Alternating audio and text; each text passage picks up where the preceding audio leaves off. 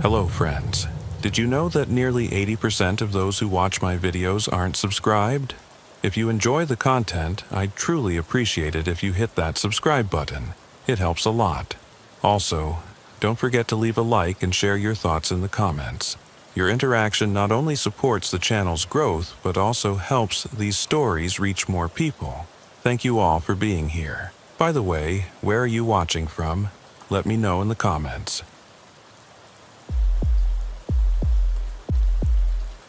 My name is Robert Kane, and I've been working graveyard shift in Chicago's South Side for 24 years.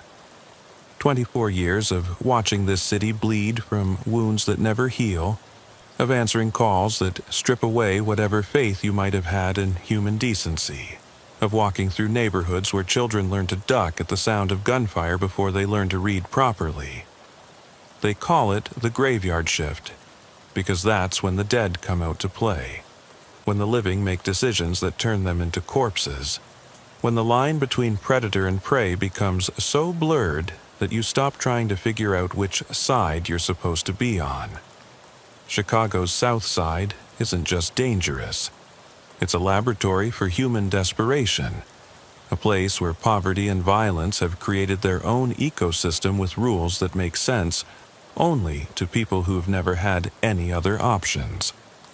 I've worked Englewood, Auburn Gresham, Chatham, and Washington Heights, neighborhoods where the average life expectancy is 15 years shorter than the rest of the city, where emergency rooms have revolving doors for gunshot victims, where mothers keep their children inside after dark, not because of stranger danger, but because of stray bullets from gang wars that have been going on longer than some of the participants have been alive. My first night on Graveyard was September 3rd, 1999, and I remember it like it was yesterday because it was the night I stopped believing that police work was about protecting and serving. My training officer was Detective Lieutenant Frank Morrison, a 30-year veteran who'd been working Chicago's worst neighborhoods since the crack epidemic of the 80s. Morrison had the 1,000-yard stare that comes from seeing too much death, too much suffering, too much preventable tragedy that nobody in power seemed interested in preventing. Kane, forget everything they taught you at the academy about community policing and building relationships with citizens, Morrison said as we drove through Englewood past blocks of abandoned buildings that looked like war zones. Down here, everyone is a survivor first and a human being second. The grandmother selling candy on the corner might be laundering money for her grandson's drug operation. The pastor at the community church might be skimming donations to pay gambling debts. The social worker trying to help families might be selling information to gang members about witness protection programs. Trust is a luxury that people in these neighborhoods can't afford. Our first call came in at 11:57 p.m., just 3 minutes before the official start of graveyard shift. Armed robbery at a liquor store on Ashland Avenue, multiple suspects, shots fired, possible casualties. Morrison hit the lights and sirens, but he drove with the kind of measured urgency that comes from responding to similar calls hundreds of times before. Kane, when we get there, let me read the scene first, Morrison said. South Side robberies aren't like North Side robberies. Up north, criminals rob stores for money and run away. Down here, they rob stores to send messages, to establish territory, to prove points that have nothing to do with whatever cash is in the register. The violence is often more important than the theft. We arrived to find a scene that would define my understanding of police work for the next 24 years. The liquor store was owned by a Korean immigrant family, the Lees, who'd been running the business for 8 years despite being robbed on a regular basis.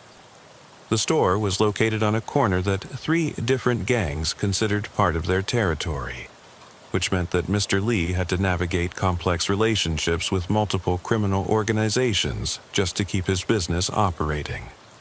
Mrs. Lee was sitting on the sidewalk outside the store, crying and holding a blood-soaked towel against her husband's head.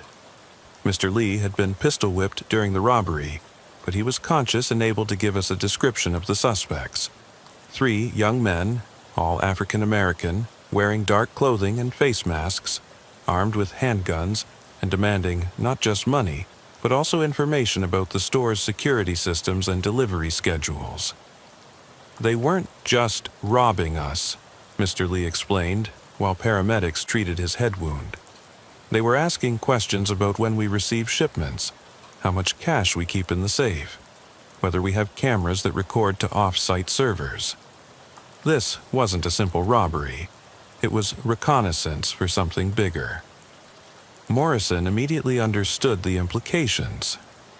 The Lee family's store was being targeted for a major heist, probably involving the theft of an entire shipment of cigarettes and alcohol that could be resold for tens of thousands of dollars.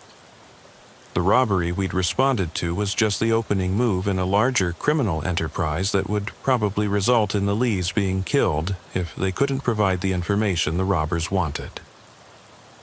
Mr. Lee, you need to understand something, Morrison said. These men are going to come back, and when they do, they're not going to be satisfied with just robbing you.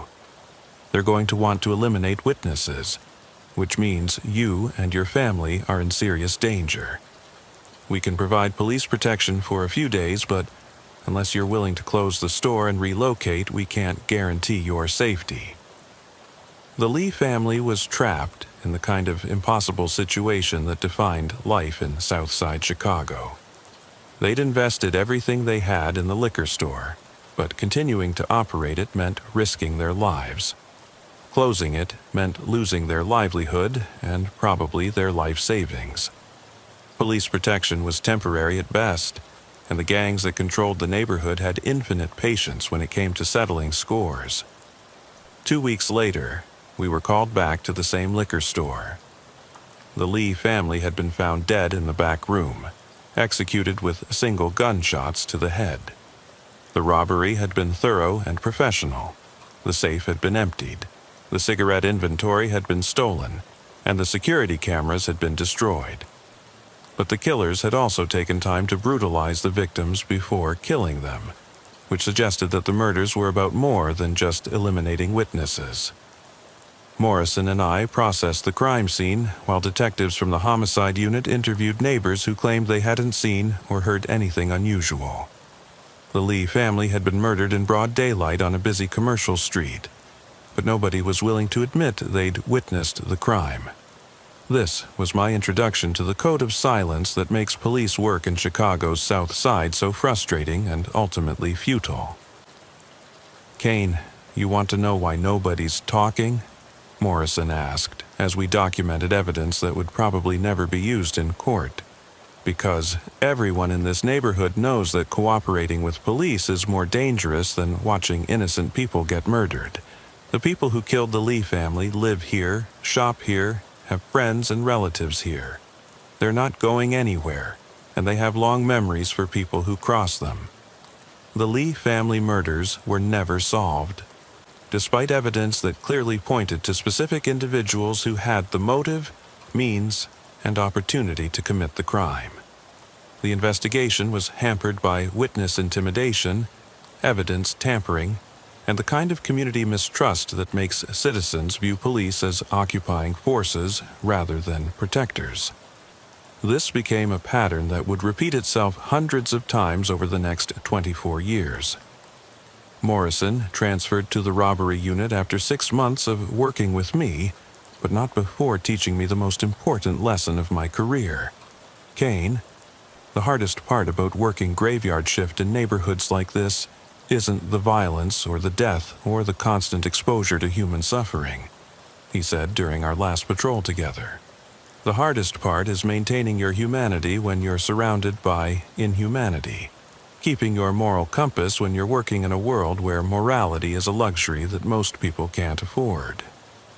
My next partner was Detective Sarah Washington, a 15-year veteran who'd grown up in Chatham and understood the complex social dynamics that shaped crime patterns in Southside neighborhoods.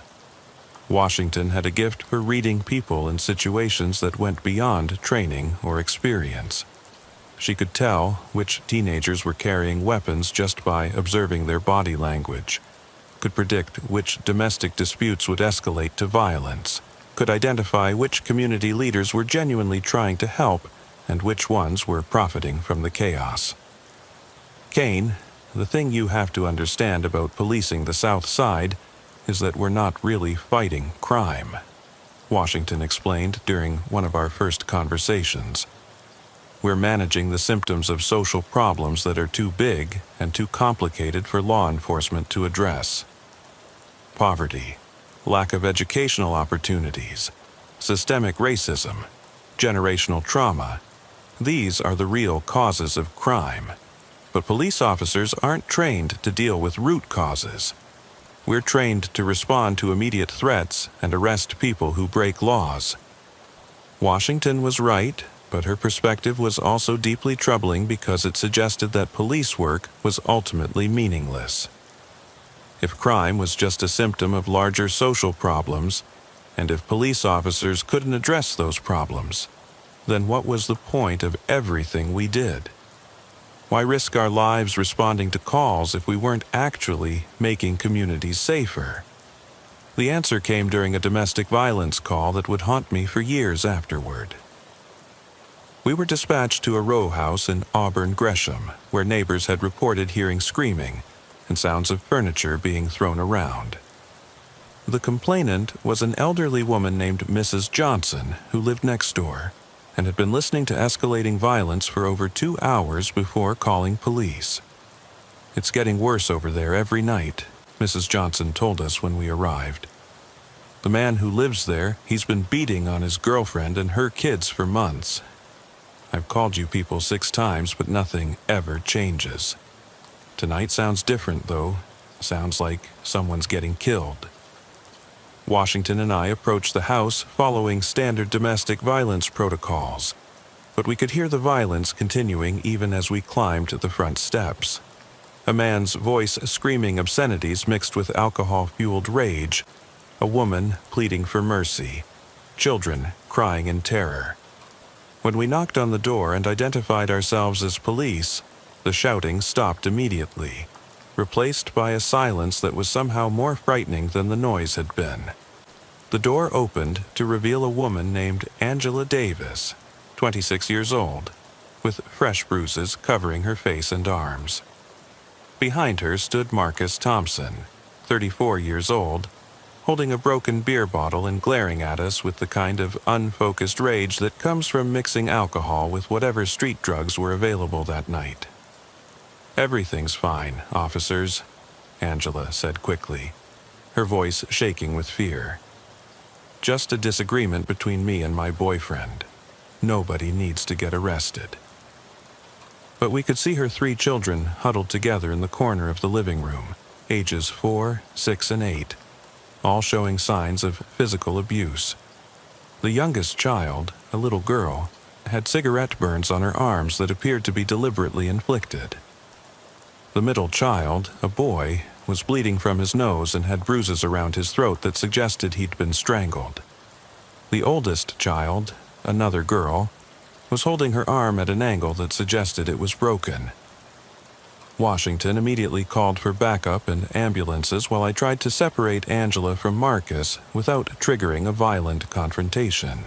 But Marcus Thompson was beyond reason, high on crack cocaine, and convinced that police were there to destroy his family rather than protect the children he'd been systematically abusing. "You got no right to be in my house," Thompson screamed, waving the broken bottle in our direction. "These are my kids, and I'll discipline them however I want. You can't tell me how to raise my own children." The situation escalated when Thompson grabbed the 4-year-old girl and held the broken bottle against her throat, threatening to kill her if we didn't leave immediately. Washington and I found ourselves in a hostage situation where any wrong move could result in a child's death, but doing nothing guaranteed that the abuse would continue and probably escalate. "Sir, let's talk about this," Washington said in the calm voice that experienced officers use to de-escalate crisis situations. Nobody wants anyone to get hurt here. We just want to make sure everyone is safe. Put down the bottle and we can work this out." But Thompson was beyond negotiation. The combination of drugs, alcohol, and rage had pushed him past the point where rational conversation was possible. He'd already decided that the police were his enemies, and he was prepared to kill his own child rather than surrender to arrest. The standoff lasted 17 minutes before Thompson made the mistake of turning slightly to look toward the window, probably checking to see if more police officers were arriving. In that moment, Washington shot him twice in the chest, killing him instantly. The broken bottle fell from his hand, and the little girl ran to her mother, both of them screaming but alive. The shooting was ruled justified, but it destroyed Washington's faith in the possibility that police work could make a positive difference in people's lives. She'd been forced to kill a man in front of his children in order to save one of those children's lives.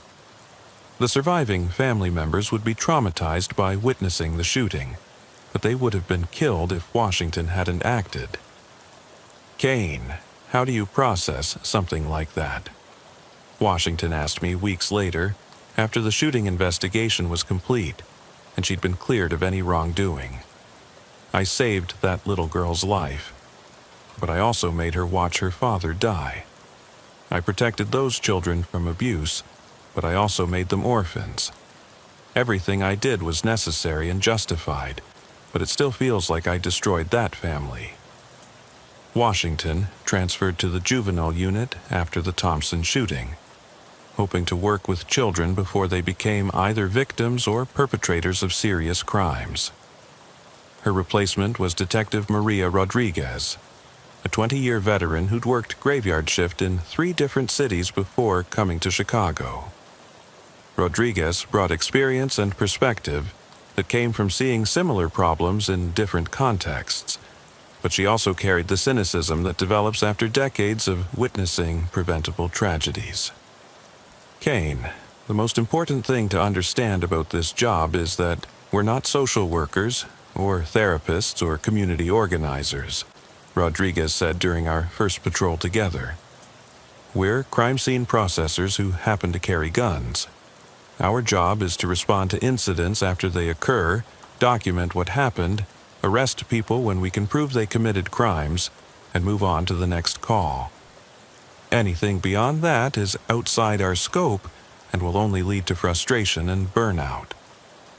Rodriguez's approach was professionally sound, but emotionally sterile. She treated every call like a technical problem to be solved, rather than a human tragedy to be addressed. This made her highly effective at police work, but difficult to connect with on a personal level. She could process multiple homicide scenes in a single night, with the same emotional detachment that other people brought to filing paperwork. Our partnership was tested by a case that would define my understanding of evil for the rest of my career. A series of child abductions had been terrorizing the South Side for over 3 months, with 5 children disappearing from different neighborhoods under similar circumstances. The children, ranging in age from 6 to 10 years old, had all been taken while walking to or from school in broad daylight. No witnesses, no physical evidence, no demands for ransom. The children simply vanished. The investigation was complicated by the fact that the abductions had occurred in different police districts, which meant that information wasn't being shared effectively between investigative teams. Rodriguez and I were assigned to coordinate between districts and look for patterns that might have been missed by investigators who were focused on individual cases. "Kane, this isn't random," Rodriguez concluded after studying the case files.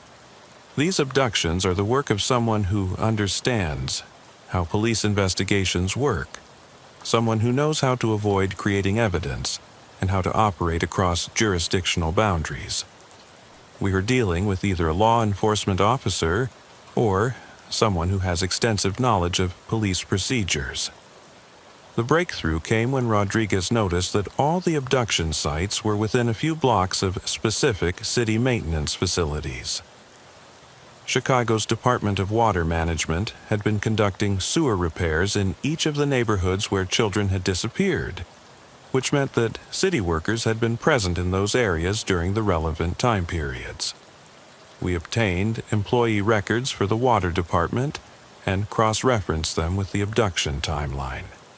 One name appeared consistently: James Mitchell, a 43-year-old maintenance supervisor who'd been working in all 5 neighborhoods during the weeks when the abductions occurred. Mitchell had access to city vehicles, detailed knowledge of neighborhood layouts, and a work schedule that would have allowed him to monitor children's routines without attracting attention. The arrest operation required careful coordination because Mitchell was experienced, intelligent, and had been evading detection for months. We set up surveillance on his home and workplace, looking for evidence that would give us probable cause for a search warrant. What we found was worse than anything we'd imagined. Mitchell had been keeping the abducted children in a network of abandoned buildings and underground tunnels throughout the South Side.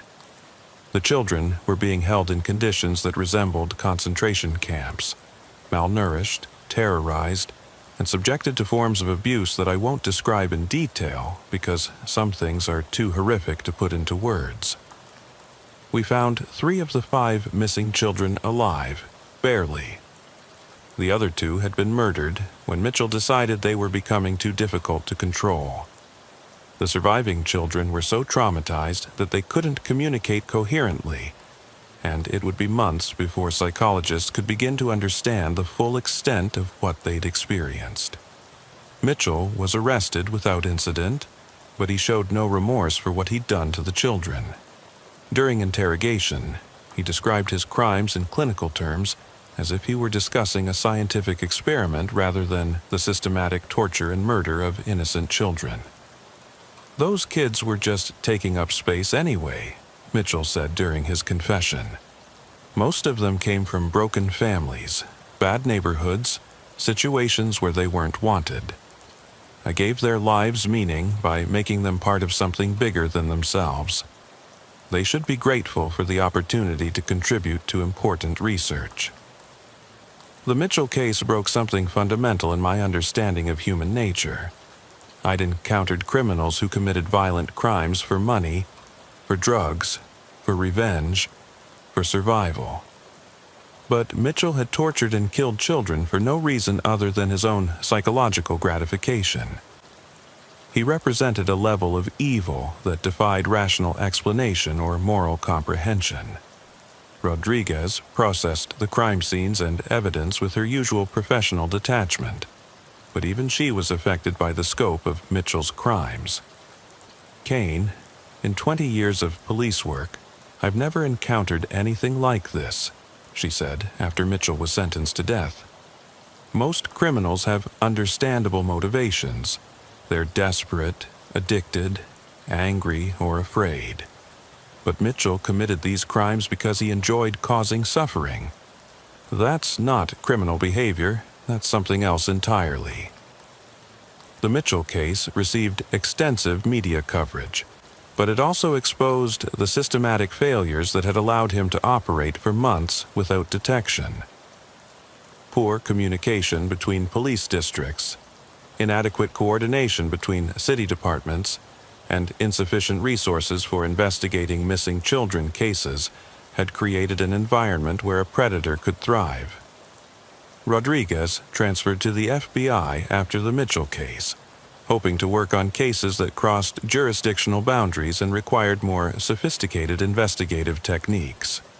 Her replacement was Detective Kevin Park, a Korean-American officer who'd grown up in a South Side neighborhood and understood the cultural dynamics that shaped community relationships with law enforcement.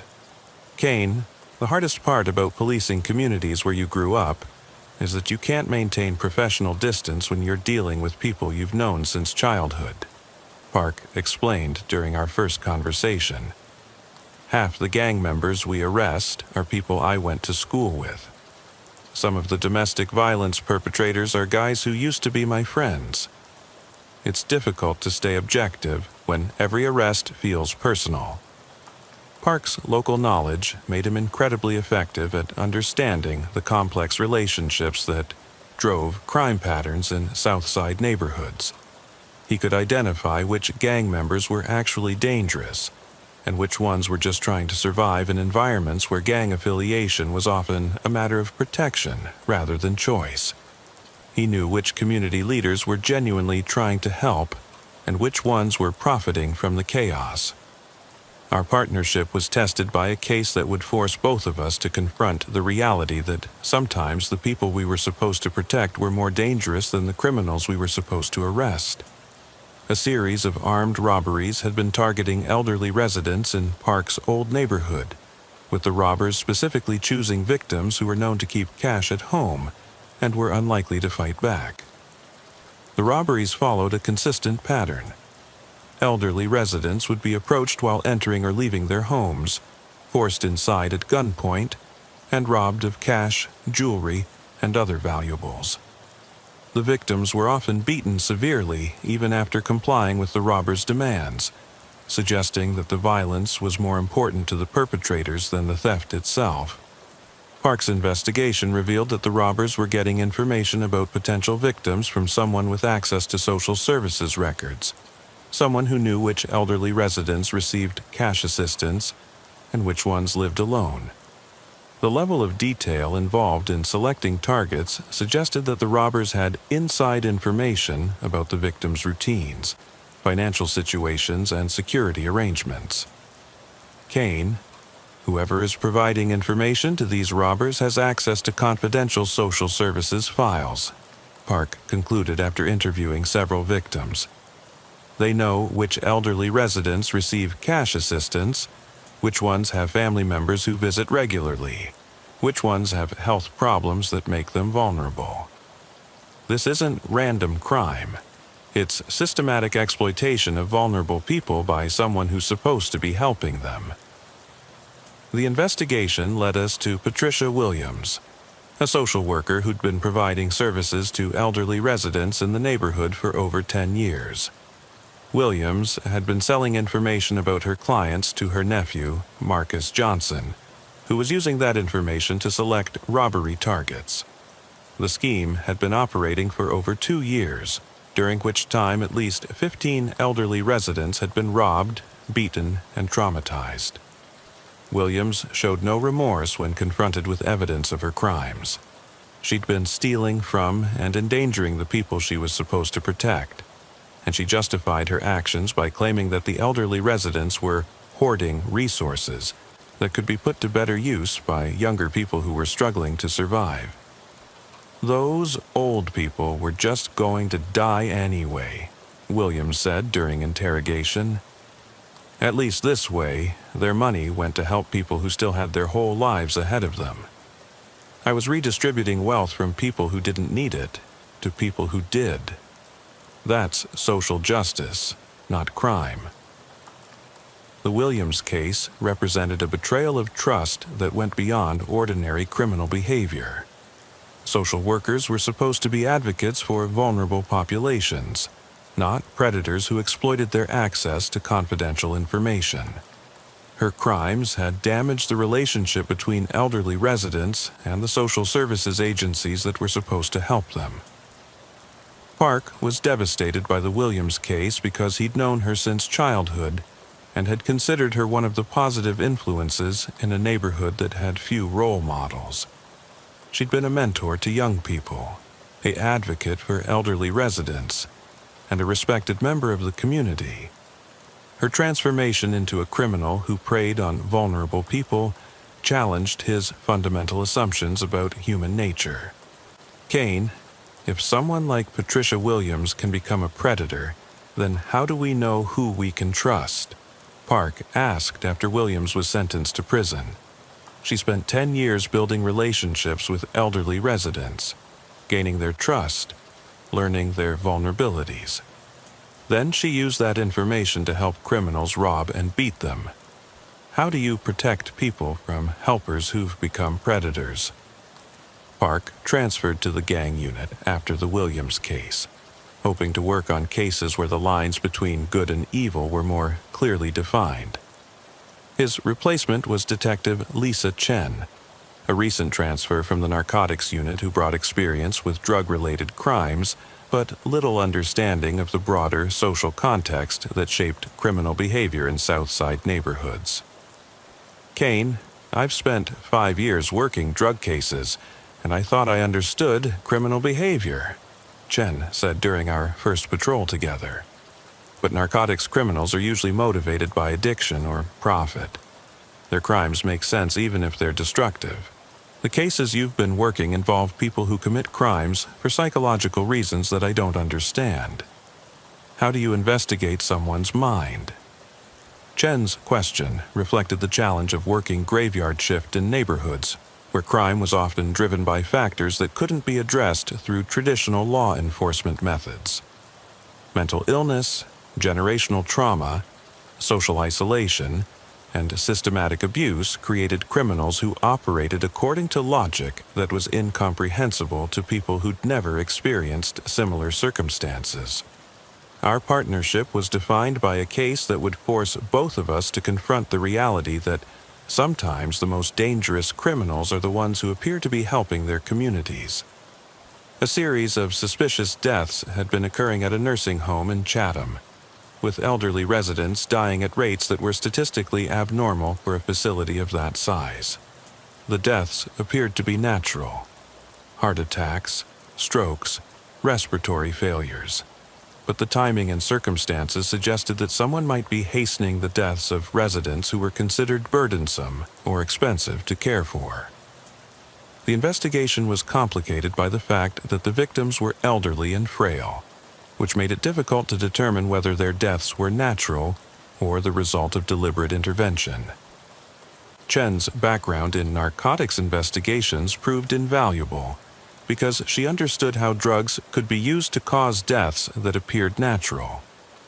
Her analysis of the medical records revealed patterns that suggested several residents had been given overdoses of medications that would cause heart attacks or respiratory failure in elderly patients. Kane, someone at that nursing home, is killing residents and making it look like natural death, Chen concluded after reviewing months of medical records. The victims are all residents with no family members who visit regularly, residents with expensive medical conditions, or residents who are difficult to care for. Someone is committing murder and calling it mercy. The investigation revealed that Dr. Robert Martinez, the facility's medical director, had been systematically killing residents who he considered to be suffering needlessly or who represented financial burdens for the facility. Martinez had been administering lethal injections disguised as routine medical care, then falsifying death certificates to make the deaths appear natural. Martinez showed no remorse when confronted with evidence of his crimes. He'd been killing elderly residents for over 3 years, during which time he'd murdered at least 27 people. He justified his actions by claiming that he was providing mercy to people who were suffering and had no hope of recovery. Those people were already dead, Martinez said during interrogation. They were just taking up space, consuming resources, creating suffering for their families. I was providing a service by ending their misery humanely. That's not murder, that's compassion. The Martinez case represented the ultimate betrayal of trust. A doctor who'd sworn to preserve life had been systematically murdering the patients he was supposed to protect. His crimes had been enabled by a healthcare system that didn't have adequate oversight mechanisms to detect when medical professionals were abusing their authority.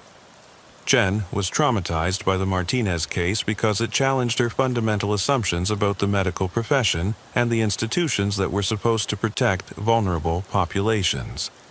She'd assumed that doctors were motivated by a desire to help people. But Martinez had used his medical knowledge to commit murder while hiding behind the appearance of providing compassionate care. Kane, how many other Dr. Martinezes are out there? Chen asked after Martinez was sentenced to life in prison. How many medical professionals are using their authority to hurt the people they're supposed to help? How do we protect patients from healthcare providers who've become predators? Jen transferred to internal affairs after the Martinez case, hoping to work on cases where the corruption and abuse of authority were more straightforward. Her replacement was Detective Marcus Williams, a 15-year veteran who'd worked graveyard shift in Detroit before transferring to Chicago. Williams brought experience with urban crime patterns, but also carried the emotional scars that came from years of exposure to human suffering. Kane. The thing that nobody tells you about working graveyard shift in cities like Chicago is that it changes how you see humanity, Williams said during our first conversation. You start to understand that civilization is just a thin veneer covering the brutality that's always been there. People are capable of incredible cruelty when they think they can get away with it. And sometimes they're capable of cruelty just because they enjoy it. Williams was right. But his perspective was also deeply troubling, because it suggested that police work was ultimately about managing humanity's worst impulses rather than promoting justice or protecting communities. After 24 years of working graveyard shift, I was beginning to understand that Williams's cynicism might be more accurate than the idealism I'd brought to the job. The case that would define the final phase of my career involved a corruption investigation that forced me to confront the reality that some of my colleagues were as dangerous as the criminals we were supposed to arrest. Detective Ray Morrison, who'd been my first partner and had trained me in the realities of police work, was arrested for providing protection to drug dealers in exchange for cash payments. Morrison had been using his position to warn dealers about upcoming raids, to falsify evidence in cases against their competitors, and to intimidate witnesses who might testify against them in court. His corruption had allowed several major drug operations to flourish, while their rivals were systematically targeted for arrest and prosecution. The investigation revealed that Morrison had been taking bribes for over 15 years, during which time hundreds of cases had been compromised and multiple innocent people had been wrongly convicted. The scope of his corruption was so extensive that the prosecutor's office had to review every case he'd been involved with, resulting in numerous convictions being overturned and guilty verdicts being thrown out on appeal. But the most disturbing aspect of Morrison's corruption was that he'd been systematically targeting community leaders and activists who were trying to organize against police misconduct. He'd been using his access to police databases to gather information about people who were challenging the department's practices, then sharing that information with criminals who could intimidate or harm those activists. Kane, you have to understand that I was just trying to survive in a system that's bigger than any individual officer, Morrison said during his confession. The war on drugs was a joke from the beginning. We were arresting low-level dealers while the real criminals were making millions. I decided that if the system was corrupt, I might as well benefit from it, instead of being one of the suckers who played by rules that nobody else was following. Morrison's corruption investigation revealed that he wasn't operating alone.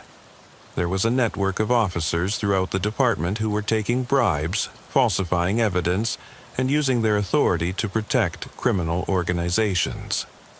The investigation ultimately resulted in the indictment of 47 officers and the review of thousands of cases.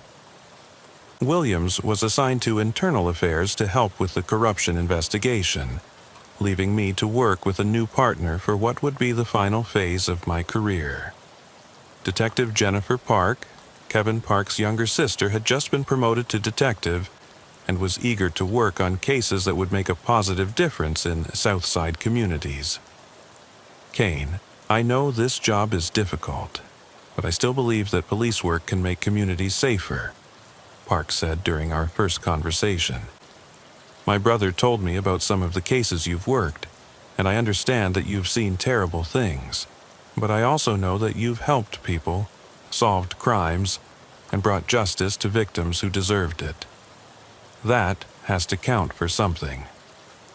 Park's optimism was admirable but dangerous in an environment where cynicism and emotional detachment were survival mechanisms. I tried to prepare her for the reality of police work without completely destroying her faith in the possibility that individual officers could make a positive difference.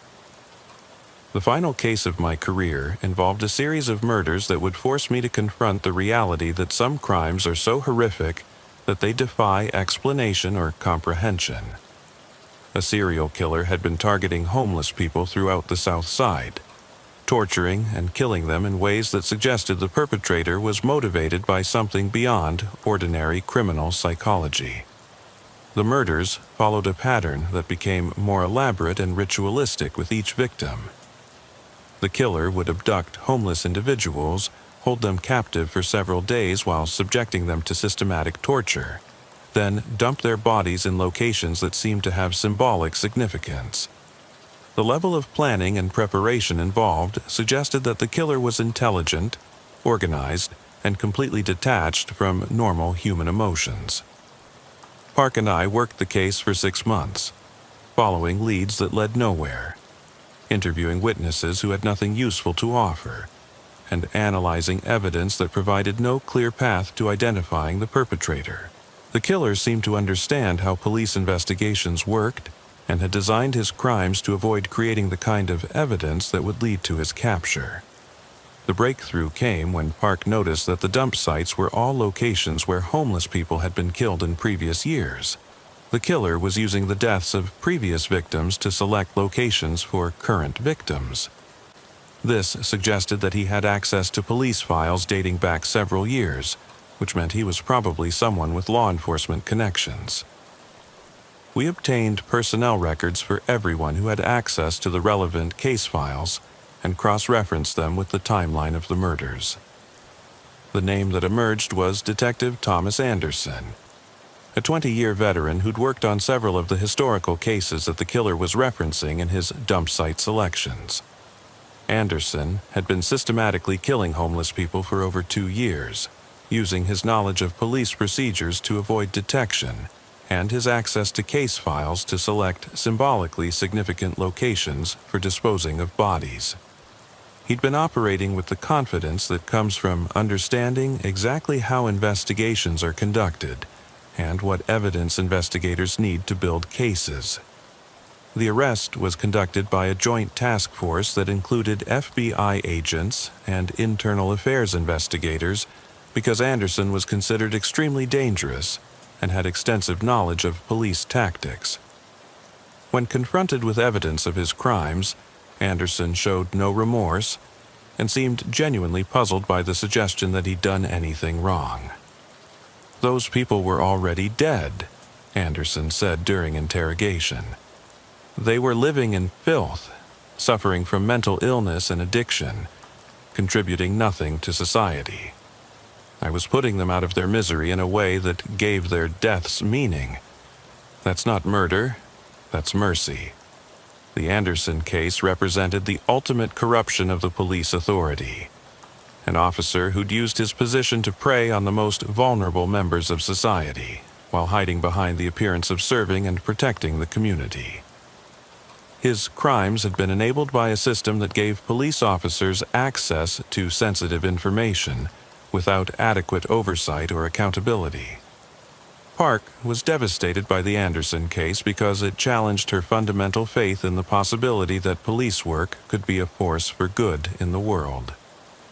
She'd joined the force hoping to help people, but Anderson had used the same authority to systematically murder innocent people.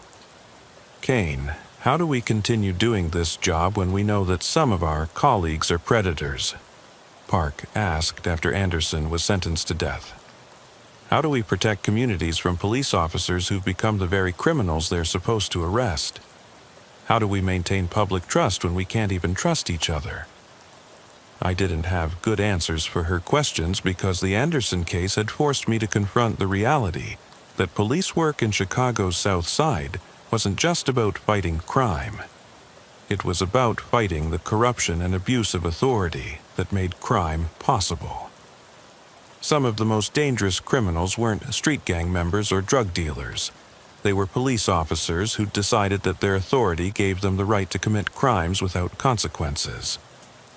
The graveyard shift had taught me that evil comes in many forms, but the most dangerous evil is the kind that hides behind legitimate authority and uses that authority to hurt the people it's supposed to protect.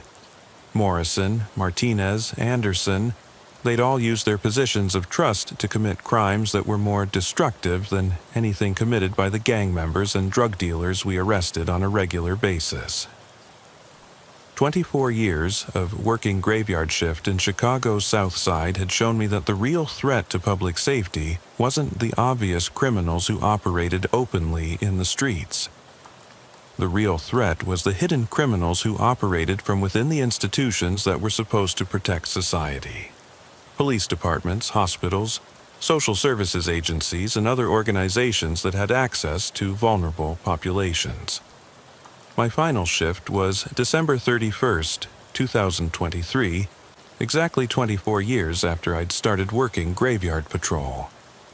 I rode alone that night, reflecting on everything I'd witnessed and everything I'd learned about human nature, about the limits of law enforcement, and about the thin line between civilization and chaos.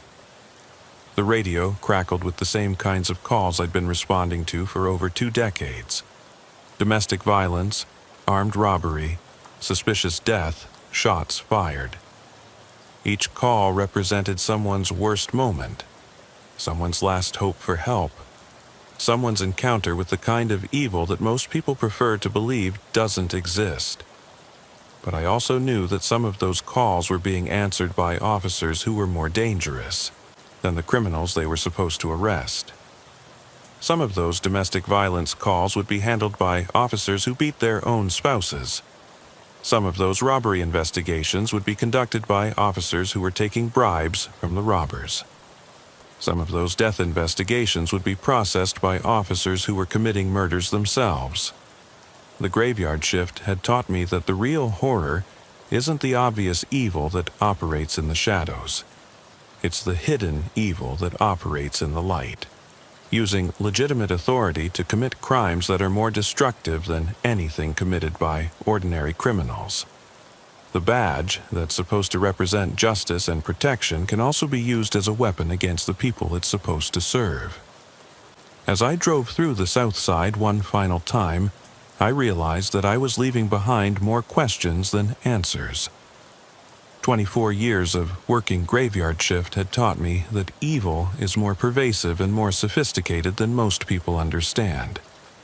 It doesn't just exist in the streets, it exists in the institutions that are supposed to protect us from it. The most disturbing cases I'd worked weren't the gang shootings or drug deals gone wrong.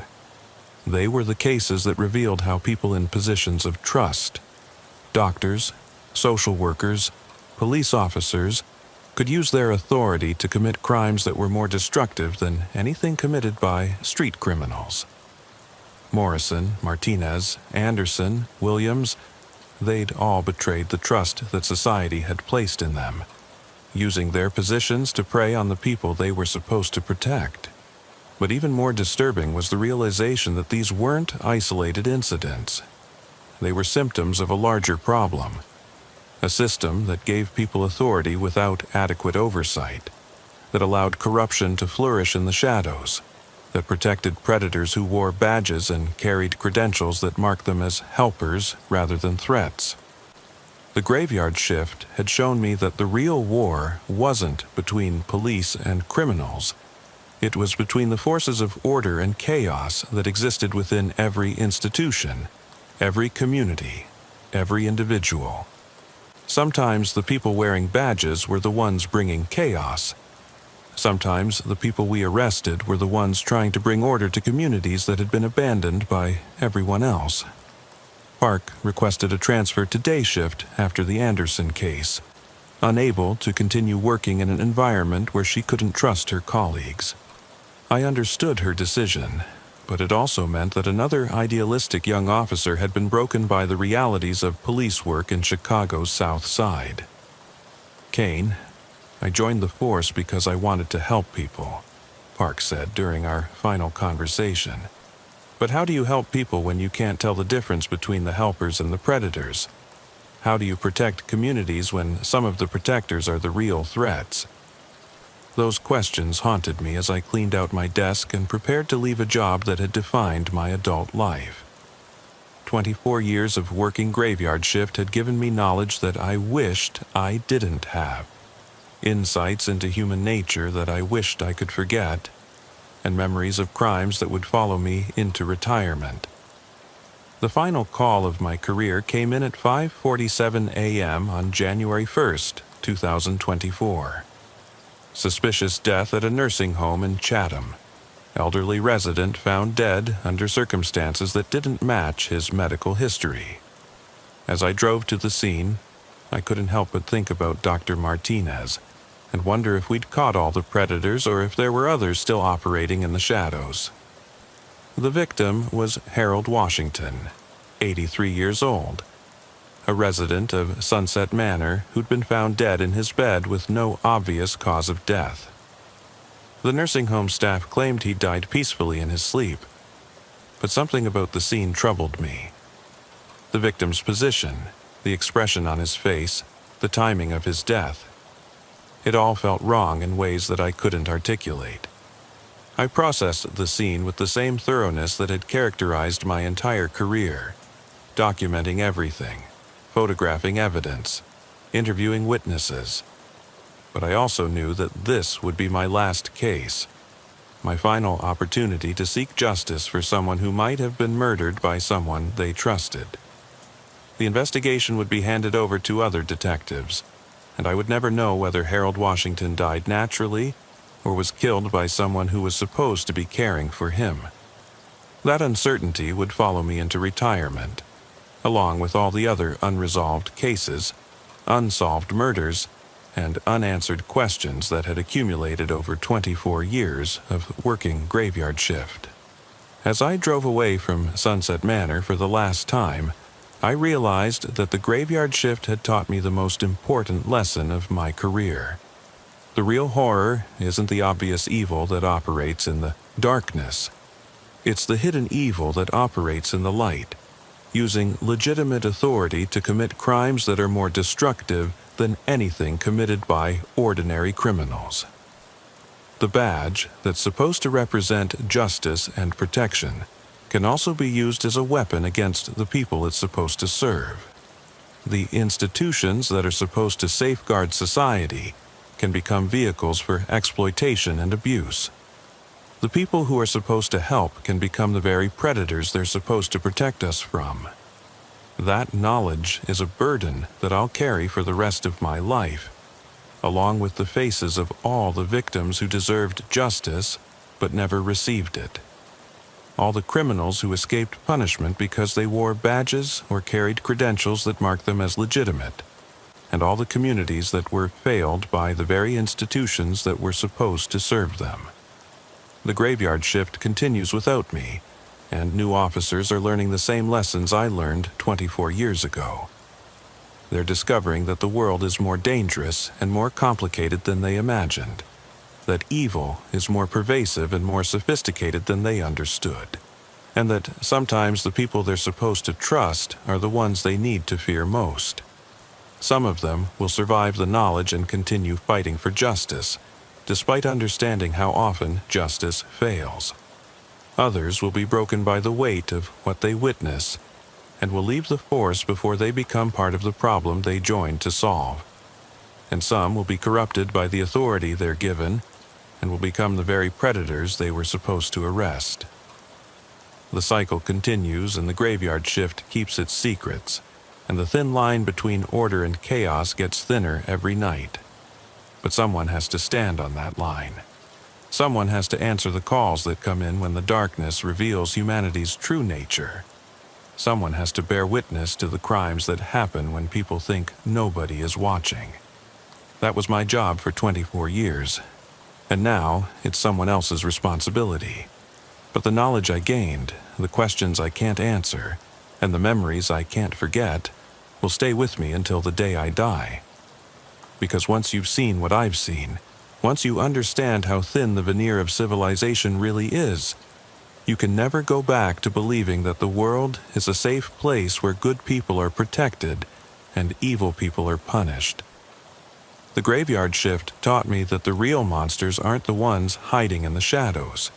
They're the ones hiding in plain sight, using their authority to commit crimes that are more destructive than anything committed by the criminals we arrest. And that's a truth that's too heavy for any one person to carry alone, but someone has to carry it anyway.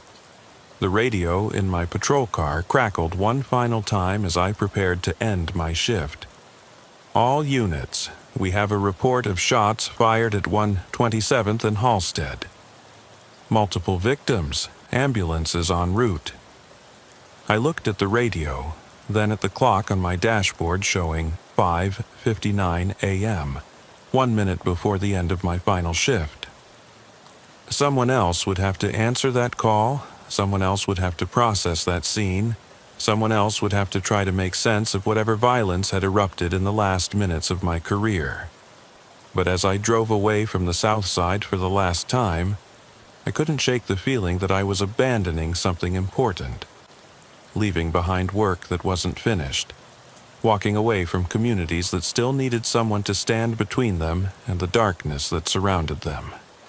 The graveyard shift would continue without me, and the questions I couldn't answer would remain unanswered, and the crimes I couldn't solve would remain unsolved. But at least I'd borne witness to the truth about human nature, about the limits of justice, and about the terrible knowledge that comes from working the thin line between civilization and chaos. That witness, that knowledge, that burden, it's all I have to show for 24 years of service. And it's more than most people could handle, but it's also less than the victims deserved, less than the communities needed, and less than justice required. The graveyard shift keeps its secrets, and I keep mine. And somewhere in Chicago's South Side, another officer's learning what I learned, seeing what I saw, and carrying the weight of knowledge that will change them forever. The cycle continues, and the darkness never ends, and the thin line between order and chaos gets thinner every night. But someone has to stand on that line. Someone has to answer the calls. Someone has to bear witness to the truth that most people prefer to ignore. That was my job for 24 years. Now, it's someone else's turn to carry the burden. They call me Officer Jake Sullivan, and I've been working the graveyard shift in Camden, New Jersey for 21 years. 21 years of watching this city eat itself alive, one violent night at a time. Camden's got the distinction of being one of the most dangerous cities in America, and trust me, we've earned that reputation through decades of poverty, corruption, and the kind of systematic neglect that turns neighborhoods into war zones. I've seen 3 police chiefs come and go, watched entire city blocks get abandoned, and responded to so many homicides that I've stopped counting after number 237. People wonder why anyone would choose to work graveyard shift in a place like this. The truth is, most of us didn't choose it. We got assigned to it and stayed because transferring out felt like abandonment. Someone has to be out here when the darkness falls and Camden shows its true nature. Someone has to answer the radio calls that come in between midnight and dawn when desperation peaks and human beings do things to each other that would make animals ashamed. My first night on patrol was January 15th, 2003. The temperature was below freezing, and the city felt like a morgue with streetlights. My training officer was Sergeant Maria Gonzalez, a 15-year veteran who'd seen Camden deteriorate from a rough industrial town into something resembling a third world war zone. She picked me up at 11:45 p.m. and immediately laid out the rules that would keep me alive. "Sullivan, forget everything they taught you at the academy about community policing and building relationships with citizens," she said, as we drove through North Camden past rows of abandoned houses. "Out here, everyone is a potential threat until proven otherwise. The grandmother walking to the corner store might be carrying drugs for her grandson. The 10-year-old on the bicycle might be a lookout for the dealers. The pastor at the local church might be laundering money for the gangs. Trust no one completely, but don't let that turn you into someone who sees enemies everywhere. Our first call came in at 12:23 a.m. Shots fired at the intersection of Kagan Avenue and Federal Street. Multiple callers reporting what sounded like automatic weapons fire. Gonzalez hit the lights and siren, but she drove with the kind of controlled urgency that comes from years of responding to similar calls. "Sullivan, when we get there, let me take the lead," she said. "Camden shootings aren't like suburban shootings.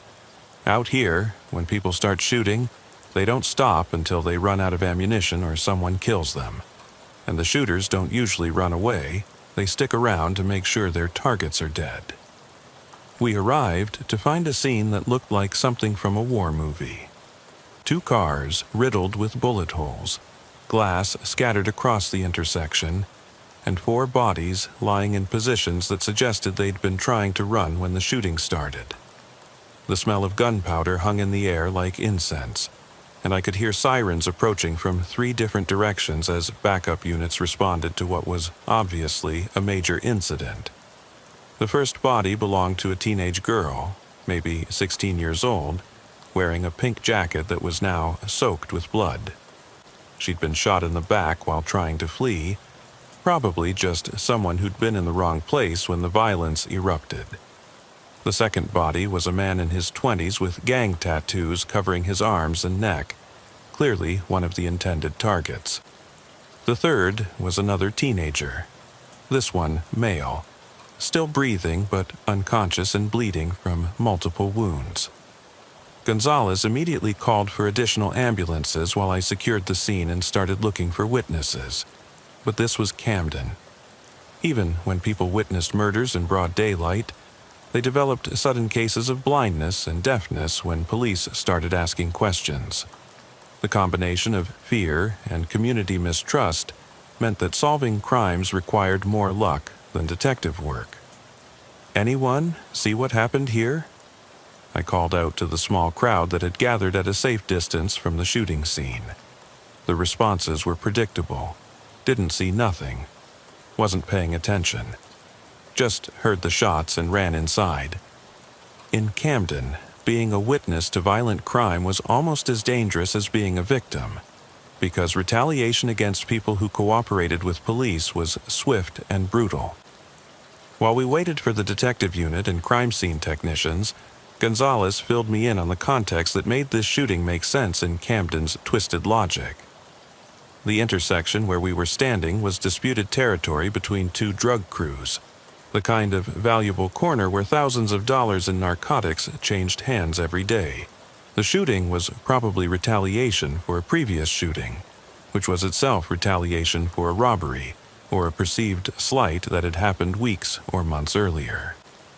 The girl in the pink jacket probably doesn't have anything to do with drugs or gangs, Gonzalez explained.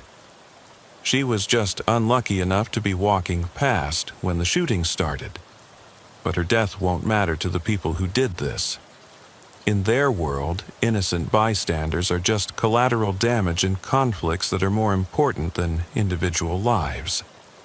That was my introduction to the moral universe of Camden's graveyard shift, where violence was so normalized that killing innocent people barely registered as a consideration.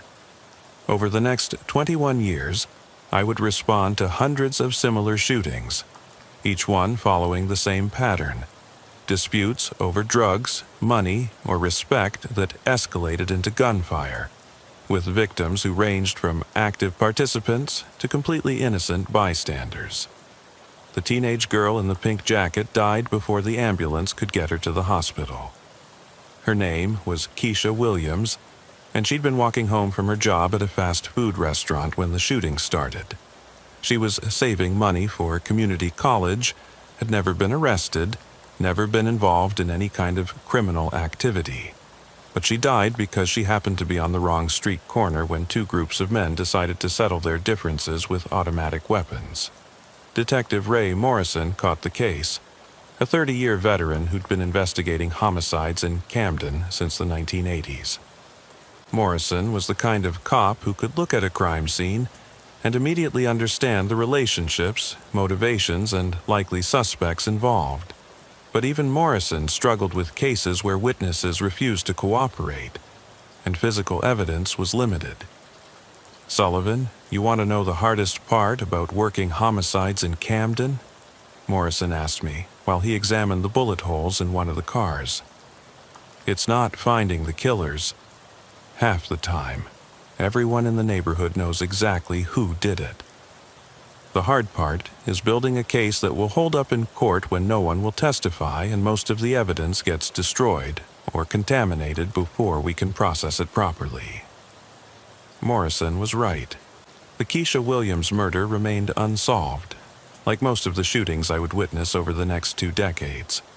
Not because the police were incompetent or lazy, but because solving crimes requires community cooperation, and Camden's communities had learned through bitter experience that cooperating with police was more dangerous than staying silent.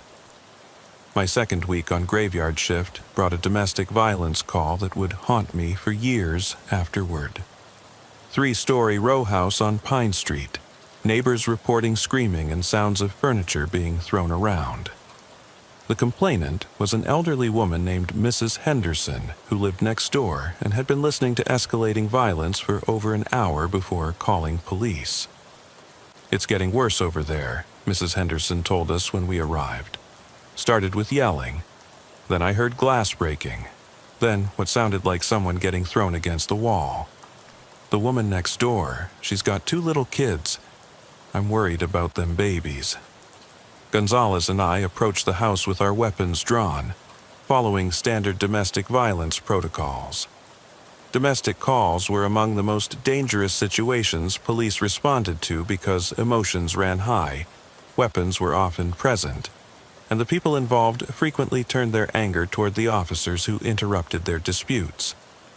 We could hear shouting from inside the house as we climbed the front steps. A man's voice screaming obscenities, a woman crying, and children crying in the background. Gonzalez knocked on the door and identified herself as police, which immediately silenced the shouting inside. "Police department.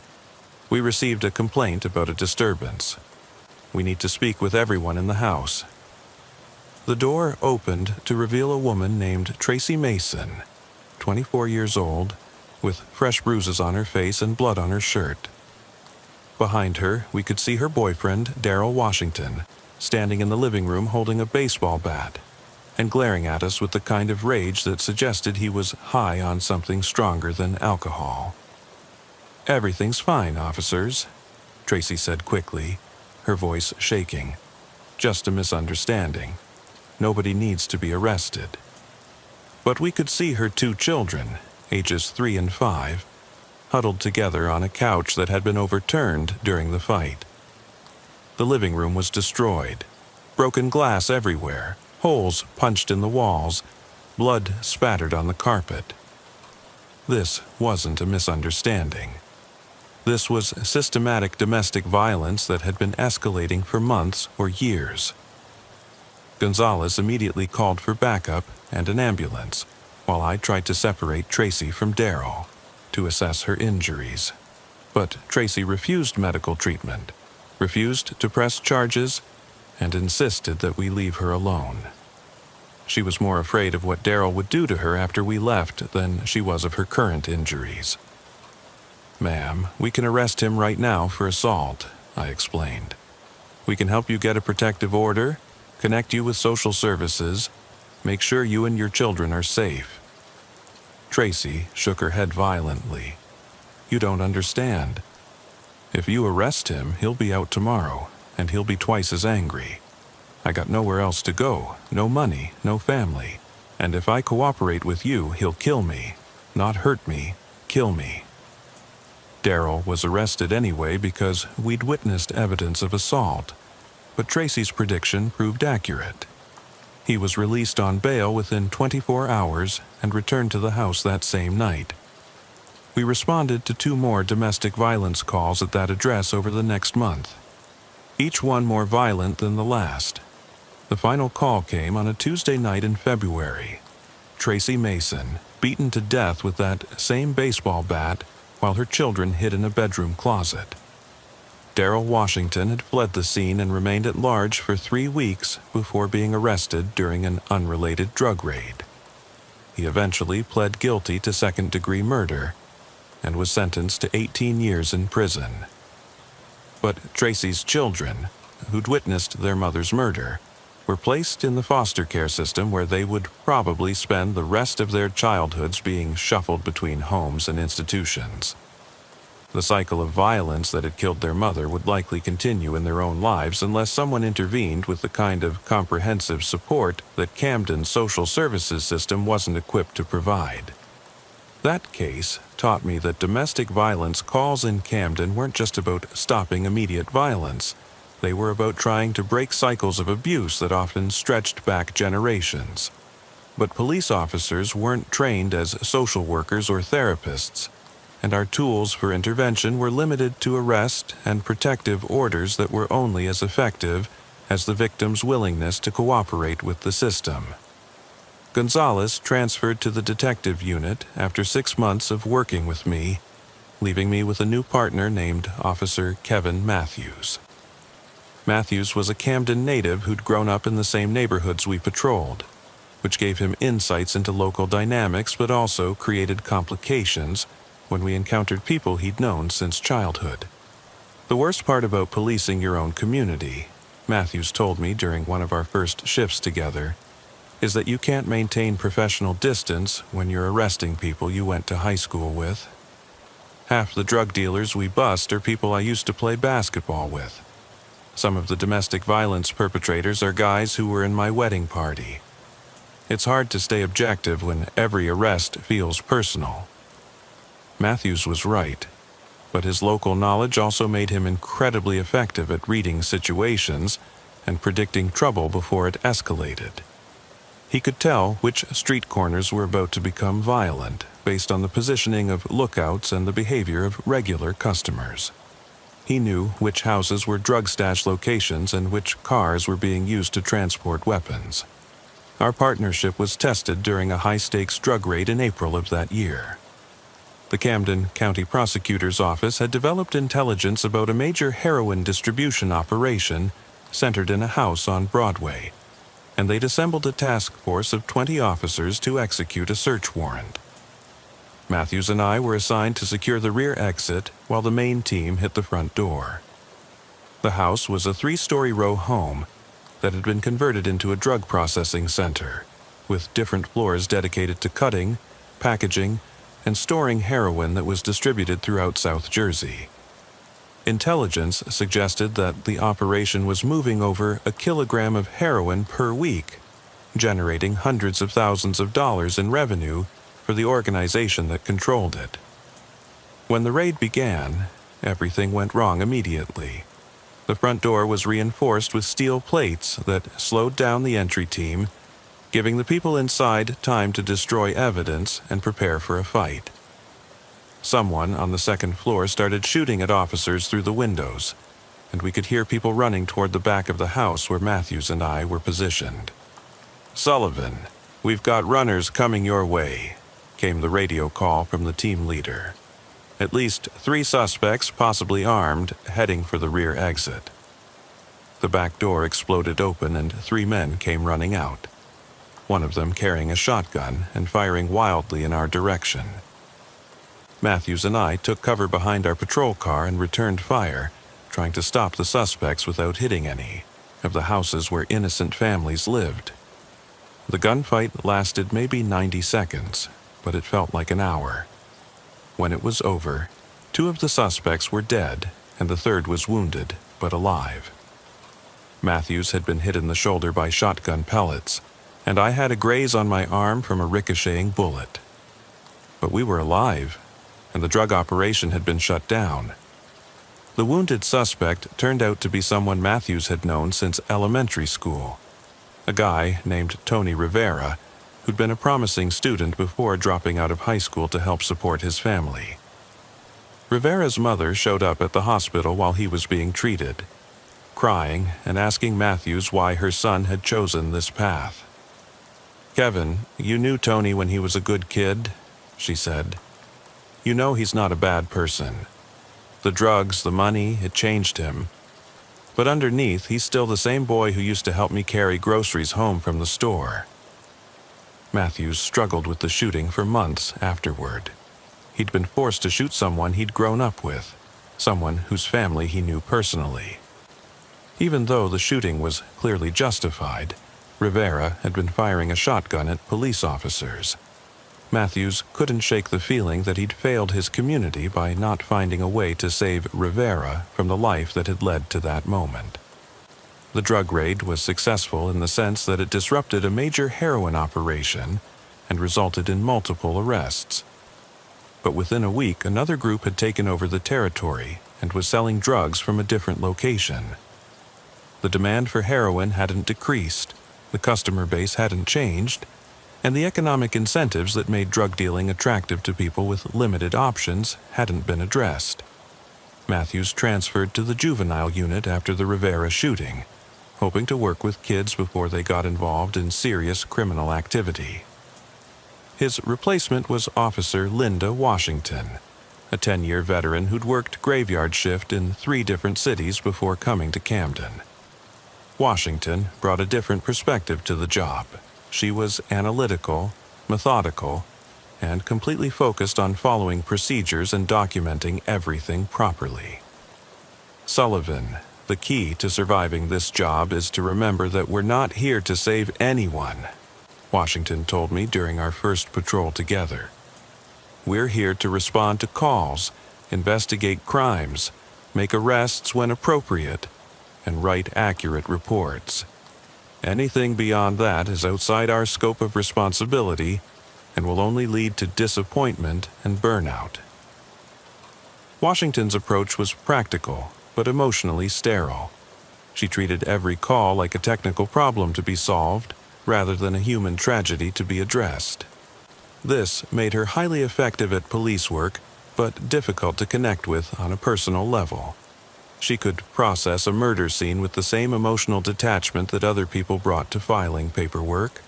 Our partnership lasted 3 years, during which we responded to some of the most horrific crimes I encountered during my career. A home invasion where an elderly couple was tortured for 6 hours before being killed for $200 and a Social Security check. A gang initiation where a 13-year-old boy was required to murder a rival gang member to prove his loyalty.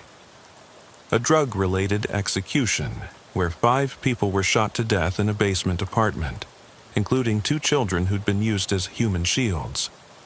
Each case tested my ability to maintain professional composure while documenting evidence of human cruelty that seemed to have no limits. Washington never showed any emotion during these investigations, never expressed anger or sadness or disgust at what we witnessed. She simply collected evidence, interviewed witnesses, and wrote reports that accurately described events without editorial comment. "How do you do it?" I asked her one night after we'd processed a particularly brutal crime scene. "How do you stay so detached from all this suffering?" Washington looked at me like I'd asked a question with an obvious answer. "Sullivan, if I let myself feel everything that happens on this job, I'd be useless within a month. The emotions would overwhelm my ability to think clearly and respond appropriately. Detachment isn't callousness.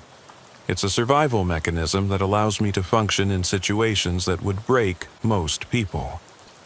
She was probably right, but her approach troubled me because it seemed to reduce police work to a purely mechanical process. The victims we encountered weren't just case numbers. They were human beings whose lives had been destroyed by violence, poverty, addiction, and systematic neglect.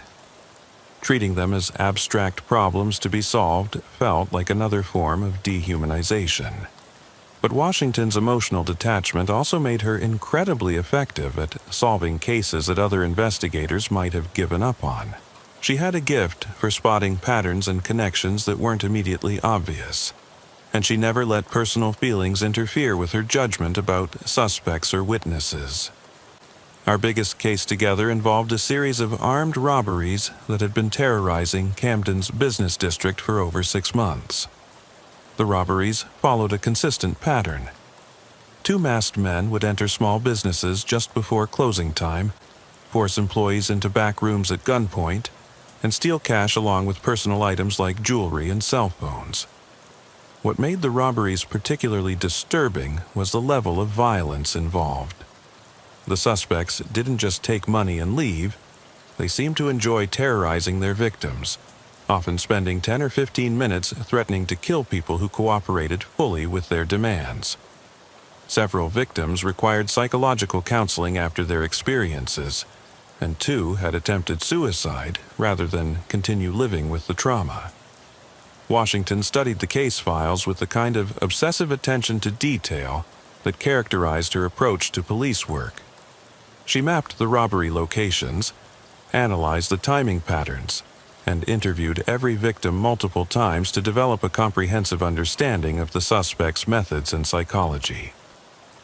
These aren't desperate drug addicts robbing stores to get money for their next fix, she concluded after weeks of investigation. These are organized criminals who are using robbery as a form of entertainment. They enjoy the power they have over their victims, and they're escalating the violence because the robberies themselves aren't providing enough satisfaction anymore. Washington was right. The robberies were escalating, and it was only a matter of time before the suspects killed someone. The breakthrough came when Washington noticed that all the robbery locations were within walking distance of a particular bus stop, suggesting that the suspects were using public transportation to travel between crimes. We set up surveillance on the bus route and eventually identified 2 men whose movements corresponded with the robbery schedule. Marcus Thompson and David Williams, both in their early 20s, both with extensive criminal records for assault and burglary. They lived in a boarding house near the bus stop and had been committing the robberies as a team for over 8 months. The arrest operation required careful coordination because Thompson and Williams were known to be armed and dangerous. We waited until they boarded the bus for what we believed would be another robbery, then arrested them at the next stop with backup from 6 additional officers. Both men were carrying loaded handguns and masks identical to those described by robbery victims. They also had detailed plans for their next robbery, including floor plans of the target business and information about employee schedules. The level of planning involved demonstrated that these weren't impulsive crimes. They were carefully orchestrated operations designed to maximize both financial gain and psychological terror. Thompson and Williams eventually pled guilty to multiple counts of armed robbery and were sentenced to 15 and 12 years in prison, respectively. But their arrests didn't make Camden's business district any safer because other criminals simply moved in to fill the void they'd left behind. Washington transferred to Internal Affairs after the robbery case was closed, leaving me with yet another new partner. The constant turnover in graveyard shift assignments was one of the most challenging aspects of the job because developing effective working relationships required time and trust that were often interrupted by transfers, promotions, or officers leaving the force entirely. My next partner was Officer Jennifer Torres, a recent academy graduate who'd specifically requested assignment to Camden despite having options in safer jurisdictions. Torres was motivated by a desire to make a difference in communities that had been written off by society, and she brought an energy and idealism that reminded me of myself when I'd started on graveyard shift. "Sullivan, I know Camden has problems, but that's exactly why I want to work here," Torres said during our first conversation. "The suburbs don't need another police officer. They've got plenty of resources and relatively low crime rates. But Camden needs people who are willing to fight for communities that everyone else has abandoned." Torres's idealism was admirable, but dangerous in an environment where cynicism and emotional detachment were survival mechanisms. I tried to prepare her for the reality of police work in Camden without completely crushing her spirit, but some lessons could only be learned through direct experience. Her education began with a child abuse case that would have broken most people's faith in humanity. We were called to investigate reports of suspicious injuries on a 4-year-old boy named Michael Rodriguez, who'd been brought to the emergency room with burns on his hands and feet that appeared to be intentional. The boy's mother, Carmen Rodriguez, claimed that Michael had accidentally touched a hot stove while she was cooking dinner. But the medical staff was suspicious because the burn patterns were consistent with someone holding the child's hands and feet against a heating element, and Michael kept flinching away from his mother whenever she tried to touch him. Torres and I interviewed Carmen Rodriguez while Child Protective Services took custody of Michael pending investigation. Carmen stuck to her story about the accidental burns, but her boyfriend, Luis Morales, eventually admitted that he'd been disciplining Michael by burning him with a cigarette lighter whenever the boy misbehaved. That kid was always crying, always getting into stuff he wasn't supposed to touch, Morales explained, with no apparent understanding of why his actions were wrong. I was trying to teach him to behave, to show him that actions have consequences. His mother was too soft on him, so somebody had to be the disciplinarian. Michael Rodriguez had been systematically tortured for over 6 months by a man who genuinely believed that burning a 4-year-old child was an appropriate form of discipline.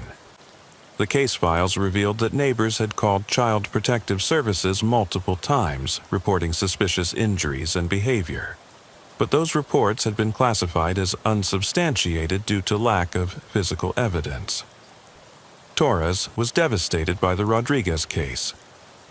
She joined the police force expecting to encounter criminals and victims, but she hadn't prepared herself for the reality that sometimes the criminals were the people who were supposed to protect the victims. "How does someone do that to a child?"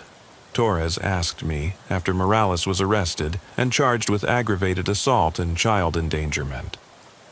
How does someone look at a 4-year-old boy and decide that burning him with a cigarette lighter is acceptable behavior? I didn't have a good answer for her because the Rodriguez case represented a level of cruelty that defied rational explanation. Some people were capable of inflicting incredible suffering on vulnerable individuals, and trying to understand their motivations was often futile and psychologically damaging. Torres struggled with the emotional weight of cases like Rodriguez, but she also demonstrated remarkable resilience and determination. Instead of becoming cynical or detached, she channeled her anger into more effective police work. She became an expert at recognizing signs of child abuse, developed relationships with social workers and medical professionals who could provide support for victims, and advocated for policy changes that would improve the system's response to domestic violence and child endangerment. Our partnership lasted 5 years, during which Torres evolved from an idealistic rookie into one of the most effective officers I'd worked with. She never lost her fundamental belief that police work could make a positive difference in people's lives, but she developed realistic expectations about what individual officers could accomplish within systemic problems. The case that ended our partnership involved a police corruption investigation that forced both of us to confront the reality that some of our colleagues were as dangerous as the criminals we were supposed to arrest. Detective Ray Morrison, who'd been investigating homicides in Camden for over 30 years, was arrested for providing protection to drug dealers in exchange for cash payments. Morrison had been using his position to warn dealers about upcoming raids, to falsify evidence in cases against their competitors, and to intimidate witnesses who might testify against them in court. His corruption had allowed several major drug operations to flourish, while their rivals were systematically targeted for arrest and prosecution. The investigation revealed that Morrison had been taking bribes for over a decade, during which time dozens of cases had been compromised and multiple innocent people had been wrongly convicted. The scope of his corruption was so extensive that the prosecutor's office had to review every case he'd been involved with. resulting in multiple convictions being overturned and guilty verdicts being thrown out on appeal. Torres was assigned to internal affairs to help with the corruption investigation, leaving me to work with yet another new partner. But the Morrison case had shaken my faith in the institution I'd devoted my career to serving. If a 30-year veteran detective could be corrupted, if the system was vulnerable to that level of manipulation, then how many other cases had been compromised by officers who put personal gain ahead of professional integrity? My current partner is Officer Marcus Davis, a 20-year veteran who transferred to Camden from Philadelphia after his previous department was disbanded due to budget cuts. Davis brings experience and perspective that comes from working in multiple urban environments, but he also carries the cynicism that develops after 2 decades of witnessing the worst aspects of human nature. Sullivan, the thing you have to understand about police work is that we're not really fighting crime, Davis told me during one of our early conversations. We're managing it. Crime is like water. It flows around obstacles and finds the path of least resistance. We can push it from one neighborhood to another. We can arrest individual criminals, but we can't eliminate the social conditions that create crime in the first place. Davis is probably right, but his perspective represents the endpoint of a career spent responding to problems that are bigger than law enforcement can solve. After 21 years on graveyard shift in Camden, I understand his pessimism, but I'm not ready to accept that our work is ultimately meaningless. The truth is that police work in Camden has changed me in ways I'm still trying to understand. I've seen enough human cruelty to last several lifetimes, witnessed enough suffering to break most people's faith in basic human decency, and responded to enough preventable tragedies to question whether civilization is anything more than a thin veneer covering the brutality that seems to be humanity's default setting. But I've also seen examples of incredible courage, compassion, and resilience in people who had every reason to give up hope. I've met parents who worked multiple jobs to keep their children away from drugs and violence. I've encountered victims who survived horrific experiences and still found ways to help other people facing similar challenges. I've worked with officers who maintained their integrity and commitment to justice despite constant exposure to corruption and moral compromise. The graveyard shift in Camden has taught me that the world is simultaneously more brutal and more beautiful than most people realize. The same streets that witness murders and drug deals also witness acts of kindness and self-sacrifice that restore faith in human nature. The same communities that produce criminals also produce heroes who risk their lives to protect neighbors they barely know. 21 years of working nights in one of America's most dangerous cities has left me with a complex understanding of justice, morality, and the limits of what individual people can accomplish in the face of systemic problems. I've learned that police work is both more important and less effective than people believe, that criminals are often victims themselves, and that victims sometimes become criminals when survival requires moral compromises that middle-class observers would never understand. The radio continues to crackle with new calls every night, each one representing someone's worst moment or someone's last hope for help. Armed robbery on Market Street, domestic violence on Pine Street, shots fired on Broadway, drug overdose on Federal Street. Each call is another reminder that Camden's problems are bigger than any individual officer or any single arrest can address. But we keep responding anyway, keep investigating crimes that probably won't be solved. Keep arresting people who'll probably be back on the street within hours. Keep writing reports that document suffering without necessarily preventing it from happening again. Because someone has to bear witness to what happens in cities like Camden when the sun goes down and the masks come off.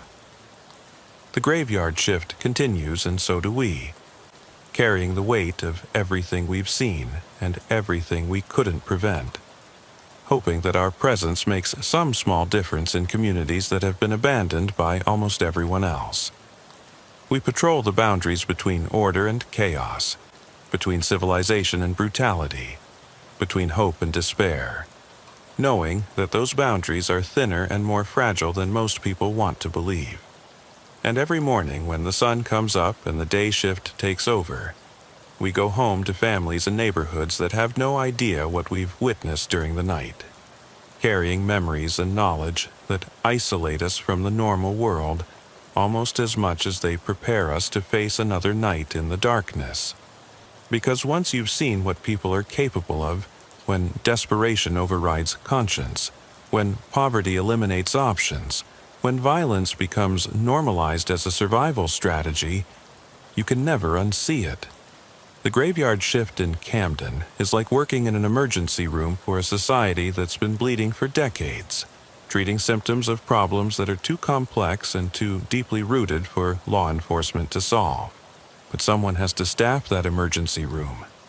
Someone has to answer the calls for help. Someone has to try to stop the bleeding even when the wounds are too deep to heal. That's been my job for 21 years.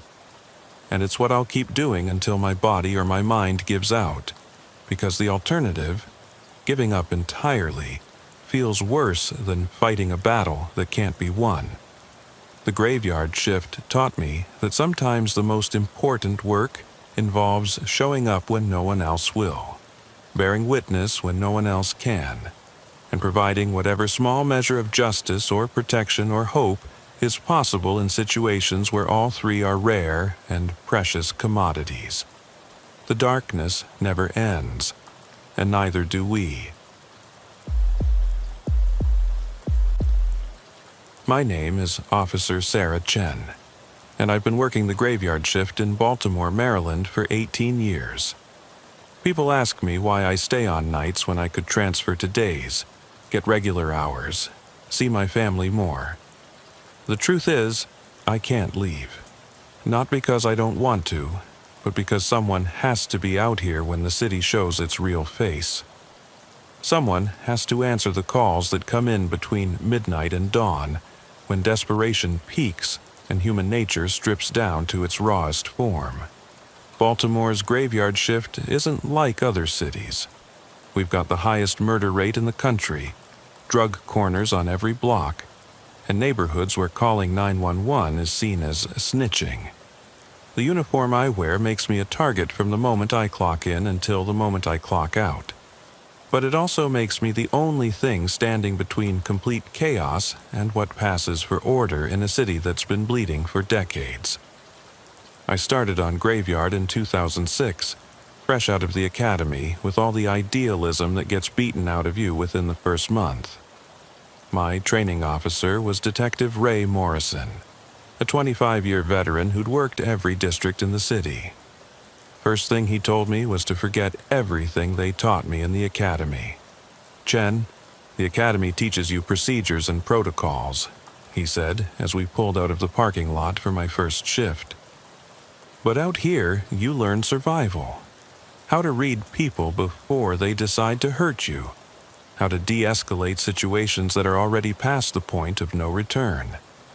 How to write reports that accurately document chaos without making yourself look incompetent." We were driving through West Baltimore, past boarded-up row houses and corner stores with bulletproof glass, when our first call came in. Armed robbery in progress at a liquor store on Pennsylvania Avenue. 3 suspects, at least one weapon, clerk possibly injured. Morrison hit the lights and siren, but he didn't speed up much. Never rush into a situation where someone's already shown they're willing to use violence, he explained. By the time we get there, it's either over or it's a hostage situation. Either way, going in hot just makes things worse. He was right. We arrived to find the robbery had ended 5 minutes earlier. The clerk, a 60-year-old Korean man named Mr. Park, was sitting behind the counter with blood running down his face from where one of the suspects had pistol-whipped him for not opening the register fast enough. "Did you see which way they went?" Morrison asked while I called for an ambulance. Mr. Park pointed east toward the housing projects. 3 young men, all black, wearing hoodies. They took maybe $200 and a bottle of Hennessy. They said they'd come back and kill me if I called police. This was my introduction to the reality of policing in Baltimore. Mr. Park had been robbed 6 times in the past 2 years. The suspects were probably local kids who lived within 3 blocks of the store. And Mr. Park would continue to be robbed because closing his business meant losing everything he'd worked for since immigrating to America 30 years ago. Why doesn't he just move his store to a safer neighborhood? I asked Morrison as we drove away. Morrison looked at me like I'd asked why poor people don't just buy more money. Jen, this isn't about Mr. Park. This is about a neighborhood where 3 generations of kids have grown up seeing violence as the only way to get what they need. Those kids who robbed him tonight? Their fathers probably robbed stores too. And their kids will rob stores unless something changes. But nothing was going to change. Not that night, not the next night, not in the 18 years since I started working these streets. The same corners, the same crimes, the same cycle of violence and poverty playing out over and over with different faces but identical stories. That first month with Morrison was like a graduate course in urban warfare. He taught me how to approach a domestic violence call without getting shot by either party. How to search a suspected drug dealer without missing the weapon they've hidden in their waistband. How to interview witnesses who are terrified of retaliation if they cooperate with police. The most important thing to remember, Morrison said during one of our late-night conversations, is that we're not here to solve Baltimore's problems. We're here to manage them. Keep the violence from spreading, document the crimes, arrest people when we can prove they did something. But don't fool yourself into thinking we're making a real difference. It was a bitter lesson, but a necessary one. The graveyard shift in Baltimore taught you quickly that police work was mostly reactive. We showed up after people had already been hurt, money had already been stolen, drugs had already been sold. Our job was to write reports, take statements, and hope that somewhere in the system, someone was working on actually preventing these crimes instead of just responding to them. My first partner after Morrison was Officer Linda Washington, a 10-year veteran who'd grown up in East Baltimore and knew every player on every corner. Washington had a gift for reading people that went beyond training. She could spot trouble before it started, could tell which kids were carrying weapons just by how they walked. "You see that group on the corner?" she'd say, pointing to teenagers gathered around a streetlight. "The one in the red jacket is the lookout. The one with the backpack is holding the stash. And the one leaning against the car is the muscle. They're not just hanging out, they're working." Washington was usually right. We'd drive by the same corner an hour later and find evidence of drug transactions. Empty vials, small plastic bags, the kind of debris that marked active drug corners throughout the city. But actually catching them in the act required hours of surveillance that we didn't have time for, given the volume of calls we received each night. The radio never stopped crackling with new incidents. Shooting on North Avenue, domestic dispute on Frederick Road, armed robbery on Martin Luther King Boulevard, break-in on Madison Street. Each call was someone's worst night, but for us, it was just another entry in the log. I remember one night in particular, about 6 months into my partnership with Washington. We got called to a shooting on Edmondson Avenue, 1 victim down, shooter fled the scene. When we arrived, we found a 17-year-old kid named Marcus Williams bleeding out on the sidewalk in front of a carry-out restaurant. Marcus had been shot 3 times in the chest during what witnesses described as a drug deal gone wrong. He was conscious when we arrived, but barely. Washington called for an ambulance while I applied pressure to his wounds and tried to keep him talking. "Who did this to you, Marcus?" I asked. "Help us find who hurt you." Marcus looked at me with eyes that had already seen too much for 17 years. "Can't tell you nothing," he whispered. "Snitches don't live long in this neighborhood."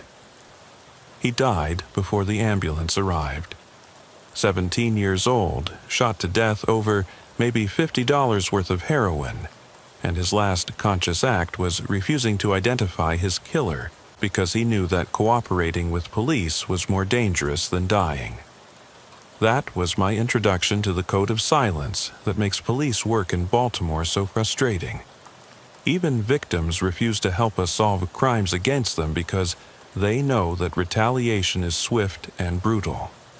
The people who commit these crimes live in the same neighborhoods as their victims, shop at the same stores, know the same people.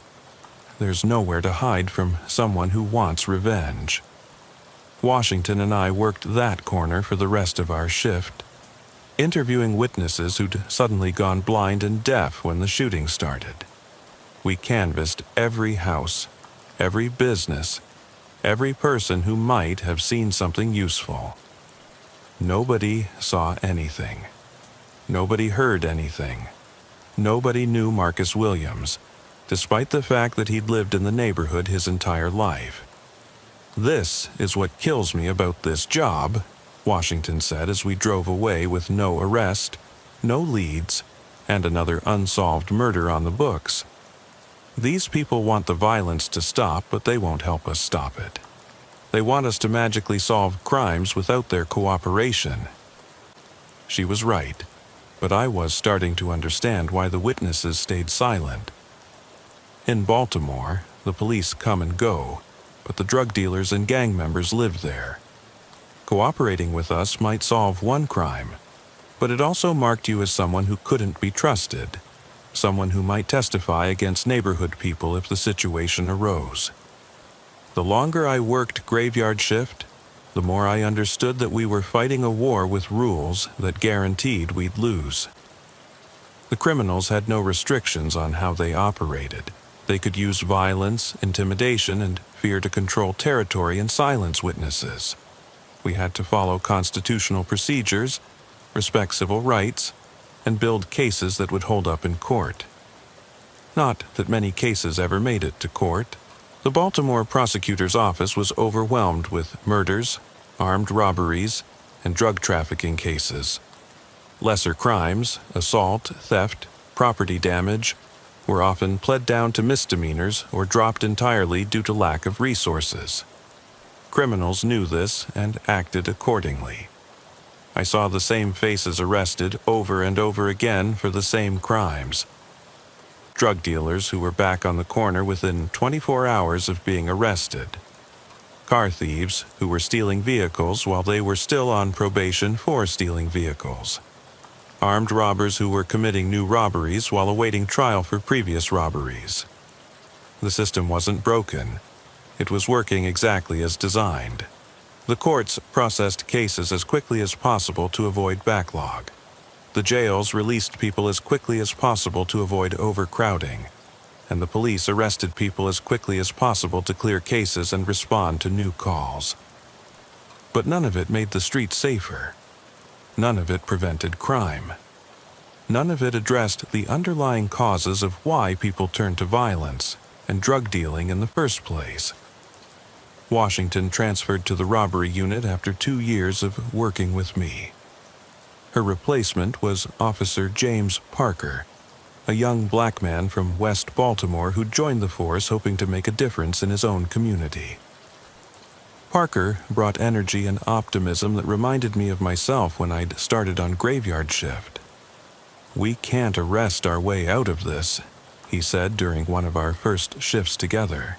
"But we can build relationships with people, show them that not all cops are the enemy. If we gain their trust, maybe they'll start cooperating with investigations." I admired Parker's idealism, but I'd seen too many officers burn out trying to save neighborhoods that didn't want to be saved. Baltimore's problems went deeper than law enforcement could reach. They were rooted in poverty, addiction, lack of educational opportunities, and generational trauma that couldn't be solved by better community policing. Parker learned this the hard way. We responded to a domestic violence call on his old block, apartment where he'd grown up before his family moved to the suburbs. The victim was a woman named Denise Johnson, who'd been beaten by her boyfriend during an argument over money. When Denise saw Parker, she recognized him immediately. "Little Jimmy Parker? Boy, I used to babysit you when you were knee-high to a grasshopper. What you doing wearing that uniform in this neighborhood?" Parker tried to convince Denise to press charges against her boyfriend, explaining that he could arrest the man and help her get a protective order. But Denise laughed bitterly. "Jimmy, you don't understand how this works," she said. "You arrest Dante tonight, he'll be out tomorrow. And tomorrow night, when you're patrolling some other neighborhood, he'll come back here and beat me twice as bad for calling the police. That uniform don't make you one of us anymore. It makes you one of them." Parker was devastated. He'd grown up 3 blocks from where we were standing, but putting on a police uniform had made him an outsider in his own community. The people he'd wanted to help saw him as a traitor, someone who'd chosen the system over the neighborhood. "How do you deal with it?" he asked me after we left Denise's apartment with no arrest and no charges filed. "How do you keep doing this job when it feels like you're not helping anyone?" I didn't have a good answer for him. The truth was that I stayed on graveyard shift because someone had to do it, not because I believed I was making a meaningful difference. Every night we responded to calls, wrote reports, and tried to bring some small measure of order to situations that were fundamentally chaotic. The calls kept coming, each one a reminder of how broken the city had become. Child abuse cases where kids were found living in conditions that would horrify most people. Drug overdoses where we'd revive someone with Narcan only to have them overdose again the next week. Gang shootings where the victims were younger each year. Kids who should have been worried about homework instead of territory disputes. One case that still haunts me happened during my 5th year on graveyard shift.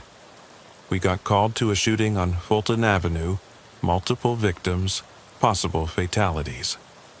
When we arrived, we found what looked like a war zone.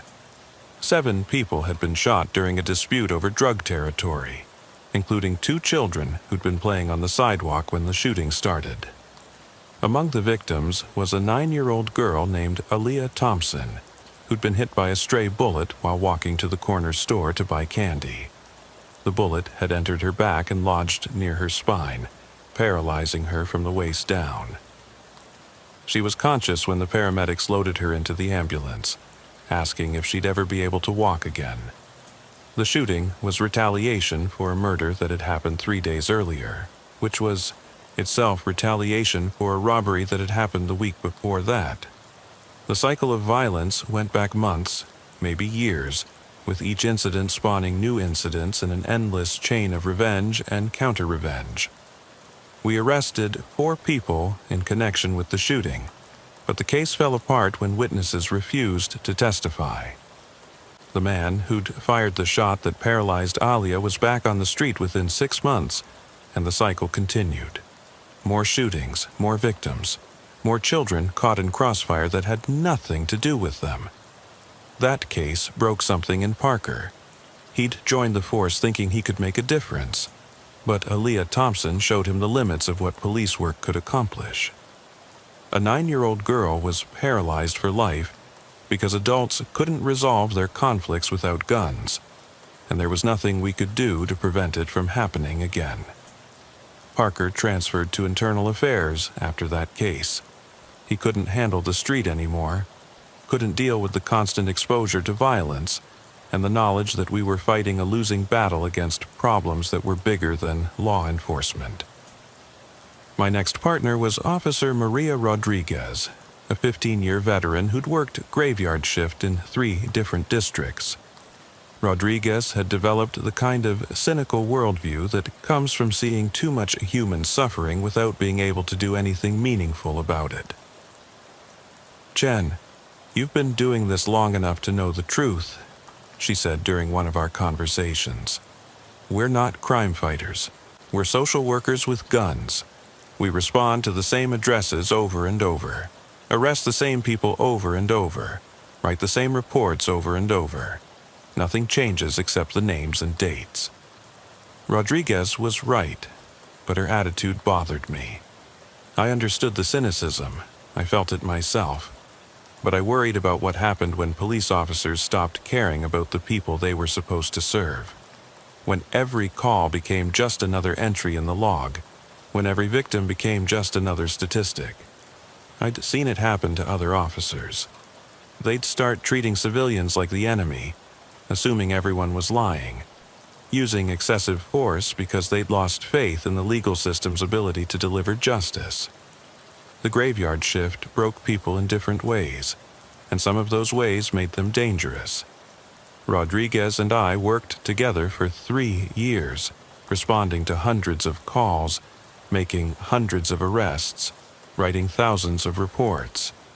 We saw drug dealers shot by rival dealers, who were then shot by the friends of the original victims.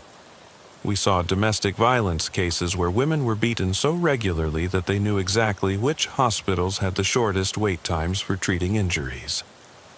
We responded to child abuse cases where parents were using their own children as collateral in drug deals. We investigated robberies where seniors on fixed incomes were targeted because they were known to cash Social Security checks on specific days. We processed crime scenes where gang members had been executed for showing disrespect to rivals or for failing to follow orders from higher-ranking members. Each case was someone's worst nightmare, but for us it became routine. The human brain isn't designed to process this much trauma on a daily basis without developing coping mechanisms. And those mechanisms often involved emotional detachment that made it possible to function, but impossible to feel. I started noticing changes in myself around year 8 of working graveyard shift. I'd become suspicious of everyone, assuming that people were lying until proven otherwise. I'd lost the ability to feel shocked by violence, treating murder scenes like paperwork exercises rather than human tragedies. I'd developed the 1,000-yard stare that marked veteran officers who'd seen too much for too long. The breaking point came during my 10th year on graveyard shift. We responded to a call about the shots fired in a residential neighborhood, possible domestic situation. When we arrived, we found a man named David Mitchell sitting on his front porch with a shotgun across his lap and his wife's body lying in the doorway behind him. Mitchell had discovered that his wife was having an affair with his brother. Instead of filing for divorce or seeking counseling, he'd decided to kill them both and then wait for police to arrive so they could kill him too. His brother's body was in the kitchen, and Mitchell was calmly waiting for us to give him an excuse to raise that shotgun. "I did what I had to do," Mitchell told us. "Ain't no man gonna disrespect me in my own house and live to talk about it. Y'all gonna have to kill me, because I ain't going to prison for defending my honor." Rodriguez and I spent 45 minutes trying to talk Mitchell into putting down the weapon. We called for backup, for crisis negotiators, for anyone who might be able to de-escalate the situation. But Mitchell had already decided how this was going to end. When he finally raised the shotgun, Rodriguez and I had no choice but to shoot him. 3 rounds each, center mass, and David Mitchell died on his front porch, surrounded by the bodies of the 2 people he'd killed for betraying him. The shooting was ruled justified, but it destroyed what was left of my faith in human nature. David Mitchell wasn't a criminal or a gang member or a drug dealer. He was a working man with a job and a mortgage who decided that murder was the appropriate response to marital problems. That's when I realized that the graveyard shift hadn't just shown me the worst of Baltimore. It had shown me the worst of humanity. The capacity for violence that exists in ordinary people when they're pushed beyond their breaking point. The willingness to destroy other lives to protect pride, territory, or twisted concepts of respect. Rodriguez took early retirement after the Mitchell shooting. She'd reached her limit, couldn't handle the weight of taking another life, even when it was necessary to protect innocent people. I stayed on graveyard shift because I didn't know how to do anything else, but something fundamental had changed in me. I stopped trying to save people who didn't want to be saved. Stopped believing that police work could address the root causes of crime. Stopped expecting justice from a system that was designed to process cases rather than solve problems. I became exactly what Rodriguez had warned me about. A social worker with a gun who showed up after the damage was done and documented it for posterity. My current partner is Officer Marcus Williams, a young man who reminds me of myself when I started on graveyard shift. He's idealistic, energetic, convinced that he can make a difference in neighborhoods that have been written off by the rest of society. I try to prepare him for the reality of police work without crushing his spirit entirely. Williams, the most important thing to remember is that we can't save everyone, I tell him regularly. Some people are going to make bad choices no matter what we do. Some situations are going to end badly no matter how well we handle them. Our job is to respond professionally, follow procedures, and go home safe at the end of our shift. Williams doesn't like hearing that, but he's starting to understand what I mean. Last week, we responded to a domestic violence call where a woman named Patricia Holmes had been stabbed by her ex-boyfriend during an argument over child support. Holmes survived, but she refused to press charges because she was afraid of what her ex-boyfriend might do to their children if he went to prison. "Why won't she let us help her?" Williams asked after we left the hospital where Holmes was being treated for her injuries. "Because she knows that our help is temporary," I explained. "We can arrest him tonight, but he'll be out on bail tomorrow. We can get her a protective order, but it's just a piece of paper if he decides to violate it. She's trying to survive in a situation where there are no good options." That's the reality of police work on the graveyard shift in Baltimore. We respond to crises that are symptoms of larger problems: poverty, addiction, lack of educational opportunities, generational trauma, that we're not equipped to solve. We arrest people who commit crimes, but we can't address the reasons why they commit those crimes in the first place. The city has tried various approaches over the years. Community policing initiatives designed to build trust between officers and residents. Drug treatment programs meant to address addiction rather than just punishing drug users. Job training programs intended to provide alternatives to criminal activity. Some of these programs have had limited success, but they're overwhelmed by the scope of the problems they're trying to address. Baltimore has been bleeding for decades, and it's going to take decades of sustained effort to stop the bleeding, much less heal the wounds. Meanwhile, the graveyard shift continues. Every night, officers respond to calls that represent someone's worst moment. Domestic violence situations where love has turned to hatred. Drug corners where addiction has destroyed entire families. Gang conflicts where children are taught to solve problems with guns instead of words. I've been doing this for 18 years, and I've seen 3 generations of the same family cycling through the criminal justice system. Grandfathers who went to prison for drug dealing. Fathers who went to prison for drug dealing. Sons who are following the same path. The cycle continues because nothing fundamental has changed in the neighborhoods where these families live. The most depressing part of working graveyard shift is the realization that we're not preventing crime. We're managing it. We respond to murders, but we don't prevent murders. We arrest drug dealers, but new dealers take their places within hours. We investigate robberies, but we don't address the desperation that drives people to rob others. Some nights, I wonder what would happen if every police officer in Baltimore just stopped showing up for work. Would the crime rate increase dramatically, or would people find other ways to resolve their conflicts? Would the drug trade become more violent, or would it simply become more visible? I think the answer is that things would probably get worse in the short term, but not as much worse as people might expect. Most of the crime we respond to is people hurting other people they know. Domestic violence, neighborhood disputes, drug deals gone wrong. These crimes happen regardless of police presence because they're driven by emotions, desperation, and broken relationships that exist independently of law enforcement. The graveyard shift has taught me that police officers are like emergency room doctors. We treat the symptoms, but we don't cure the disease. We stop the bleeding, but we don't address the underlying conditions that caused the injuries in the first place. That's not to say the work isn't important. People need someone to respond when they call 911. Victims deserve to have their cases investigated. Criminals need to face consequences for their actions. But pretending that police work solves crime is like pretending that emergency rooms prevent illness. Williams is starting to understand this reality, though he's fighting against it.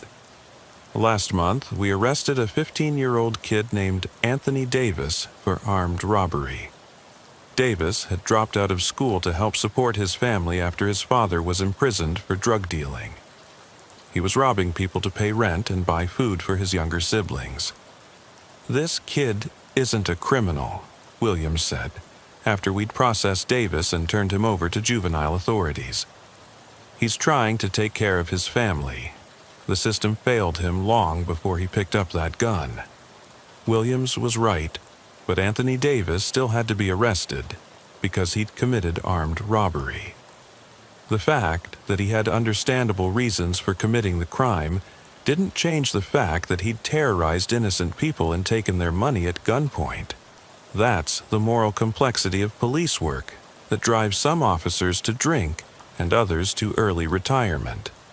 We arrest people who are often victims themselves, victims of poverty, addiction, abuse, neglect. But they're also perpetrators who have hurt other people, and our job is to enforce the law regardless of the underlying circumstances. The graveyard shift strips away the illusions that make normal life bearable. The belief that people are basically good. The faith that hard work leads to success.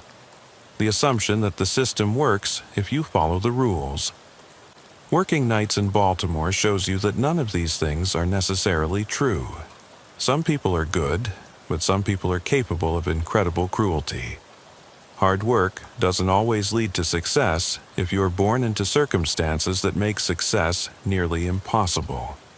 The system works for some people and fails others based on factors that have nothing to do with personal merit.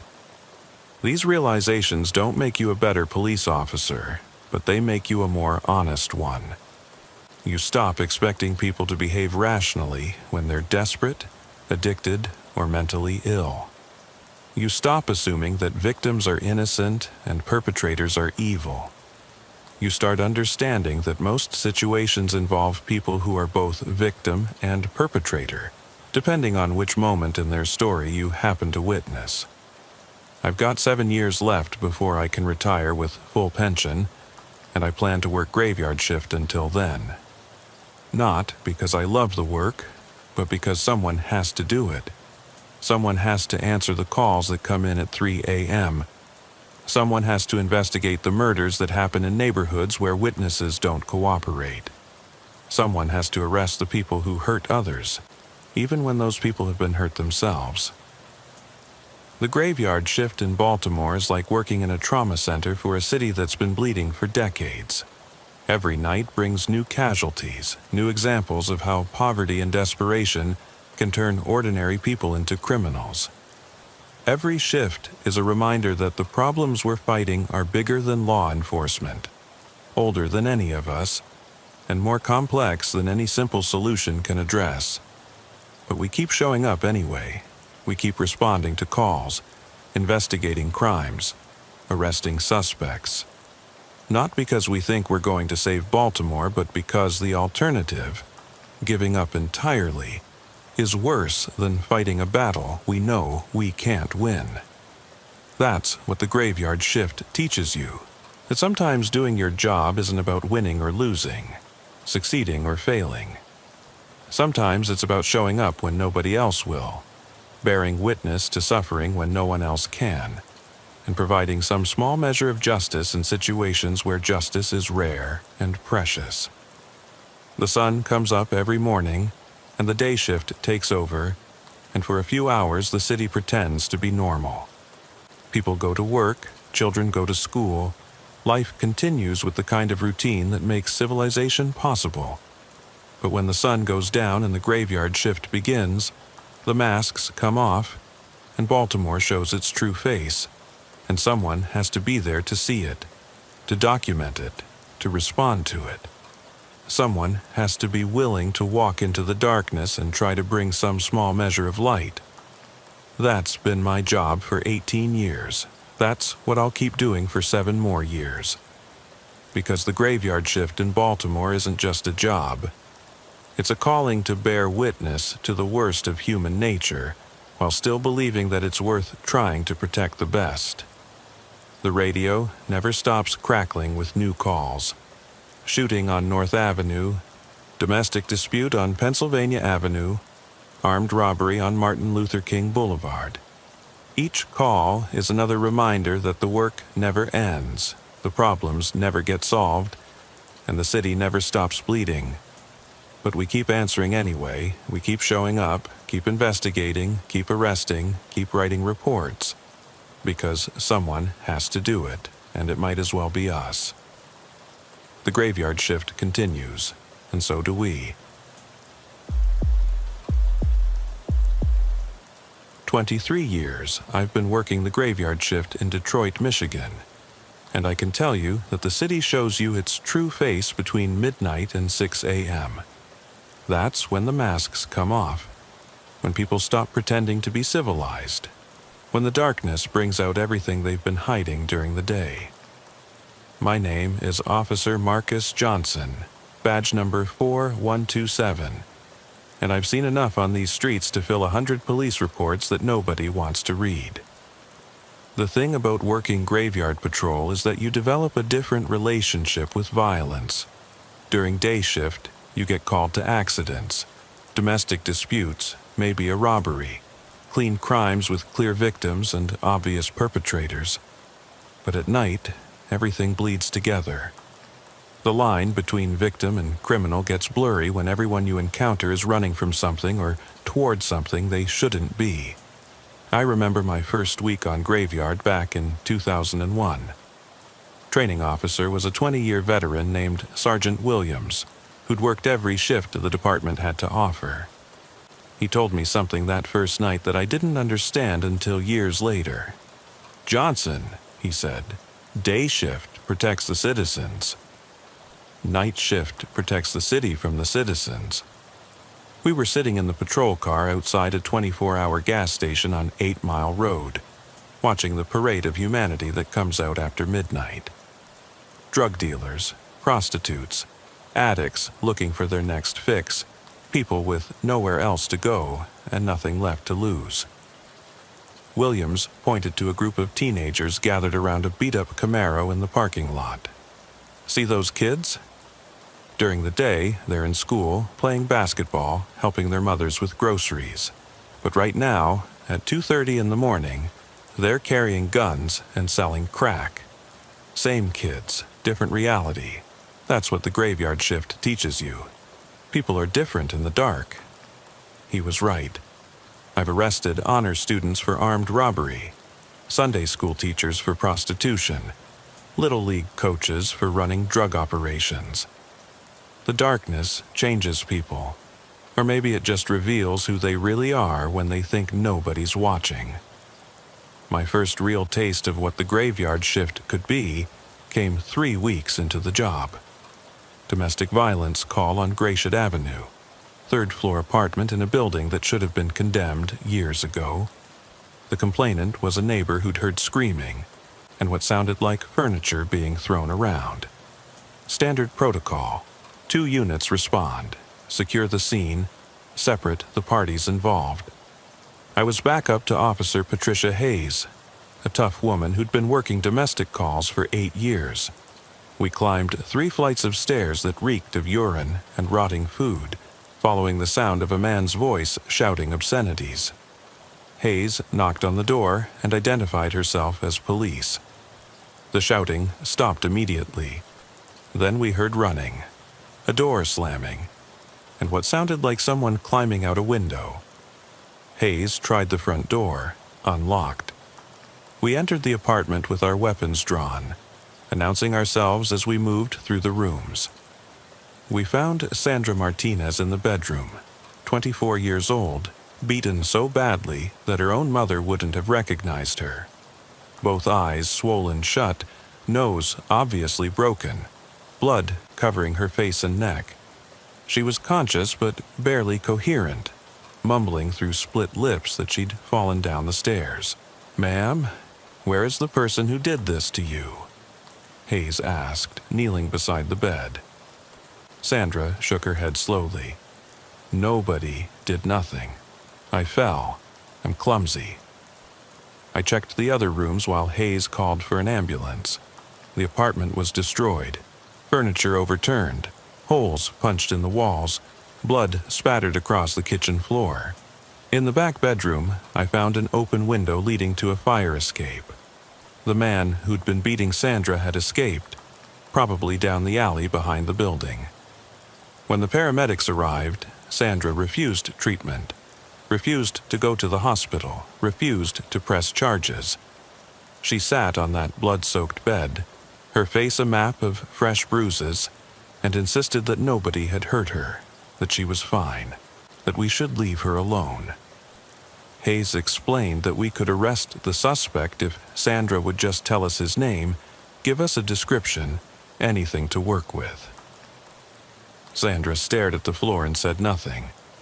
20 minutes later, we left that apartment with no arrest, no charges filed, and a woman who would probably be dead within a month if the pattern continued. "Why doesn't she want our help?" I asked Hayes as we walked back to the patrol car. Hayes lit a cigarette and leaned against the hood. "Because she knows that if we arrest him tonight, he'll be out on bail tomorrow. And tomorrow night, when we're not here, he'll come back and finish what he started. She's not protecting him, Johnson. She's trying to stay alive." That was my introduction to the reality of police work on the graveyard shift. We weren't heroes riding in to save the day. We were temporary interruptions in cycles of violence that had been going on for years and would continue long after we left. Our presence didn't solve problems. It just postponed them until the next night. The calls came in steady after that. Armed robbery at a convenience store on Corktown where the clerk had been pistol-whipped for $63 and a carton of cigarettes. The suspect was a 16-year-old kid whose mother had been laid off from the Ford plant 3 months earlier. He cried when we arrested him, kept saying he was sorry, that he didn't know what else to do. Drug bust on the east side where we found 22 people crammed into a 2-bedroom house, most of them high on heroin, needle marks covering their arms like a roadmap of desperation. Among them was a woman named Carol, who'd been a nurse at Detroit Medical Center before her addiction cost her everything. She was shooting up between her toes because she'd collapsed all the veins in her arms. Shooting investigation on Delray where a 17-year-old gang member had been gunned down in retaliation for a robbery that had happened 6 months earlier. The victim's mother stood over his body in the street, screaming at us to find the killers, demanding justice for her baby. But her baby had been carrying a stolen gun and 2 ounces of crack cocaine when he died. The line between victim and criminal had disappeared entirely. Each night brought new horrors, new examples of how far people could fall when desperation took over. I started keeping a notebook, writing down details that didn't make it into the official reports. Not because I wanted to remember these things, but because I needed to process them somehow. The human brain isn't designed to witness this much suffering night after night without some kind of outlet. Partner rotation was common on graveyard shift. Too many officers burned out, requested transfers, or just quit entirely. I worked with Hayes for 6 months before she moved to day shift. Her replacement was Officer Tony Rodriguez. a 5-year veteran who'd transferred from narcotics after his partner was shot during a drug raid. Rodriguez brought a different perspective to the job. Where Hayes had been methodical and by the book, Rodriguez was aggressive and intuitive. He could spot trouble from 3 blocks away, could read people's intentions in their body language and facial expressions. He taught me to trust my instincts, to react to threats before they became deadly. "The streets are like a jungle, Johnson," he said during one of our first patrols together. "Predators, prey, and scavengers. Your job is to figure out which one you're dealing with before they figure out what you are." Rodriguez was right. The graveyard shift was an ecosystem of violence and desperation, and we were just another species trying to survive in it. The drug dealers saw us as a threat to their territory. The addicts saw us as obstacles to their next fix. The gang members saw us as representatives of a system that had written them off years ago. But we also encountered people who were genuinely grateful for our presence. Like Mrs. Henderson, an 80-year-old woman who lived alone in a house on the west side and called us every few weeks when she heard noises outside her window. Most of the time it was nothing. Cats, wind, her imagination amplified by fear and loneliness. But we always responded, always checked her house, always spent a few minutes talking to her before we left. "You boys are the only ones who care if I live or die," she told us one night after we'd checked her basement for intruders that didn't exist. "My own family doesn't call anymore, but you come when I need you." Those moments of human connection kept us going through the worst calls. They reminded us that not everyone we encountered was a threat, that some people still believed in the idea that police officers were there to help.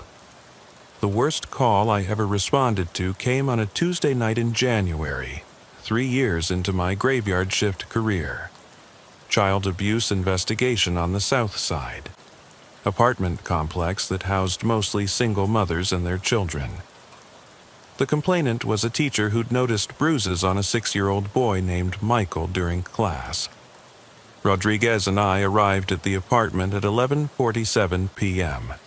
The mother, Angela Simpson, answered the door wearing a bathrobe and the kind of defensive expression that immediately put us on alert.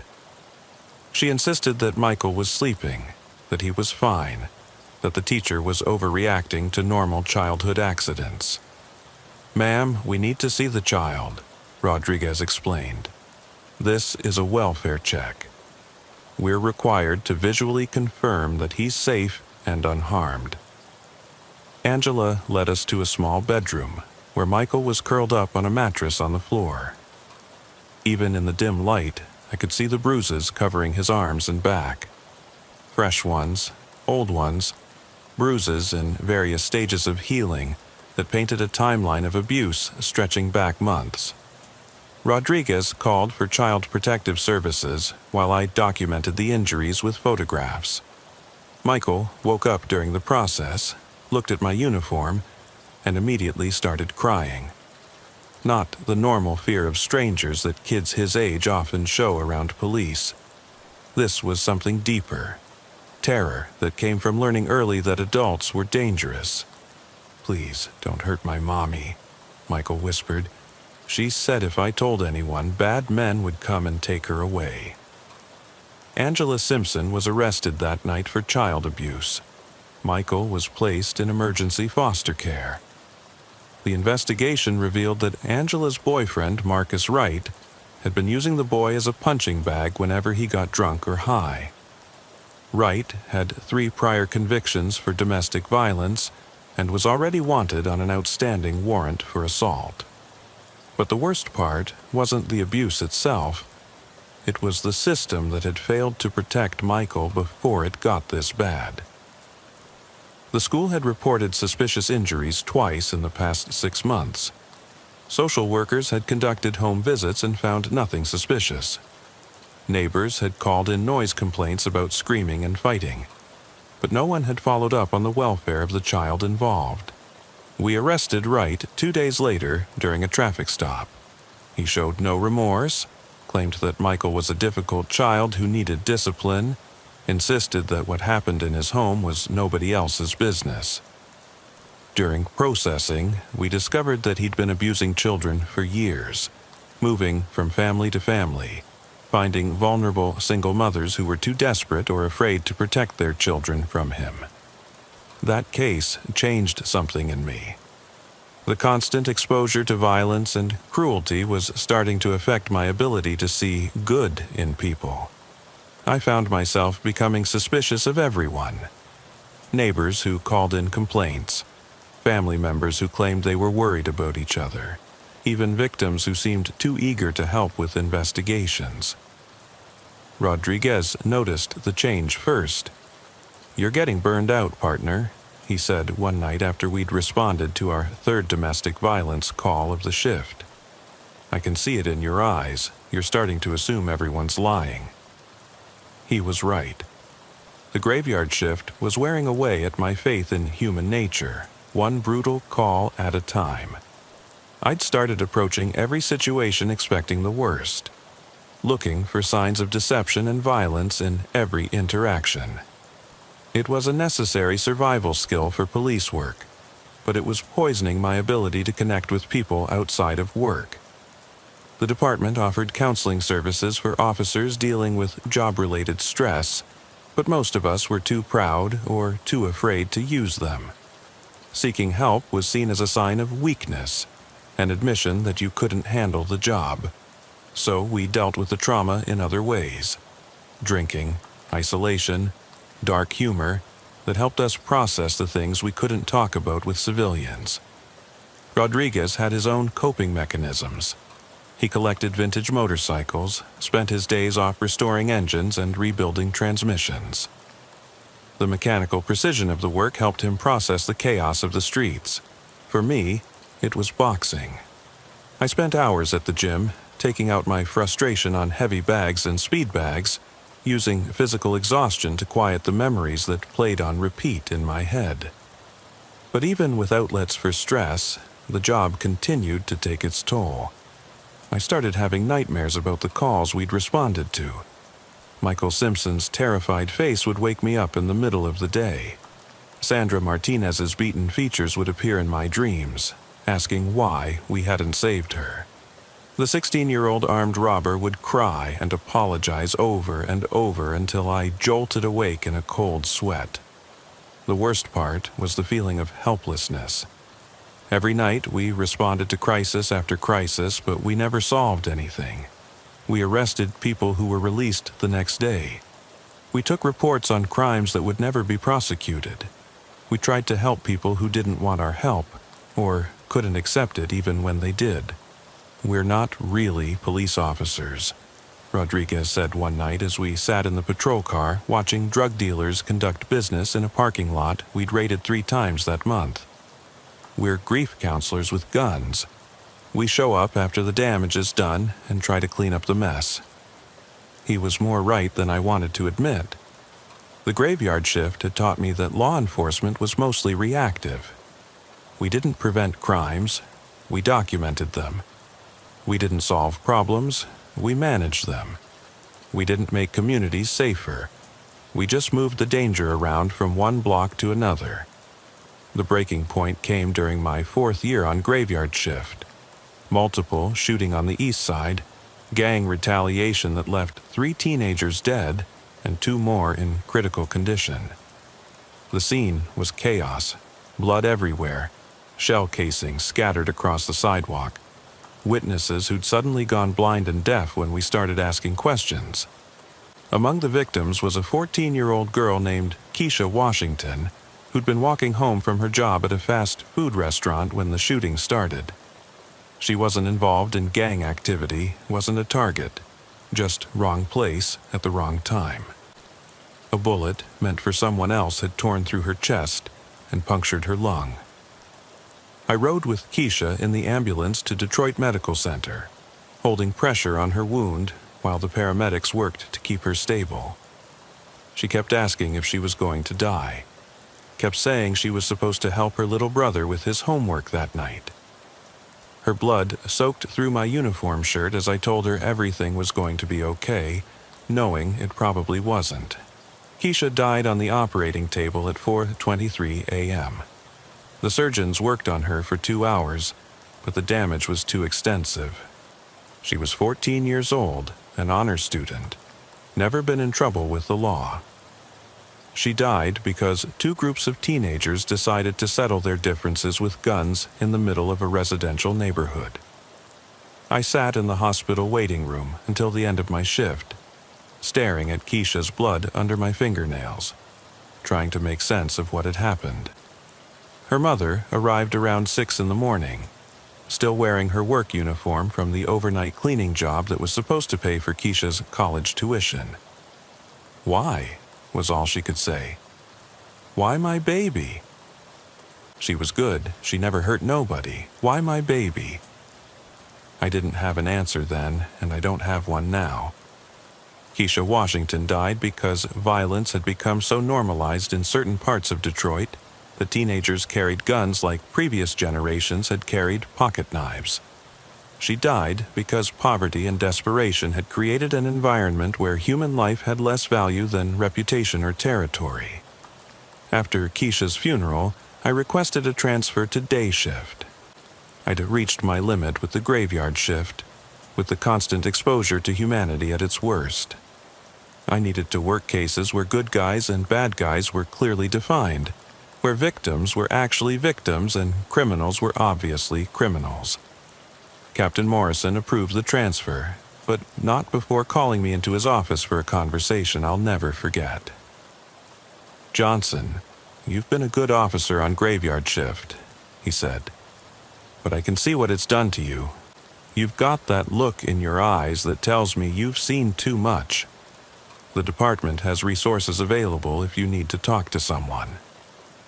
I told him I was fine, that I just wanted a change of pace. But Morrison had been around long enough to recognize the signs of an officer who was starting to break down. "The graveyard shift changes people," he said.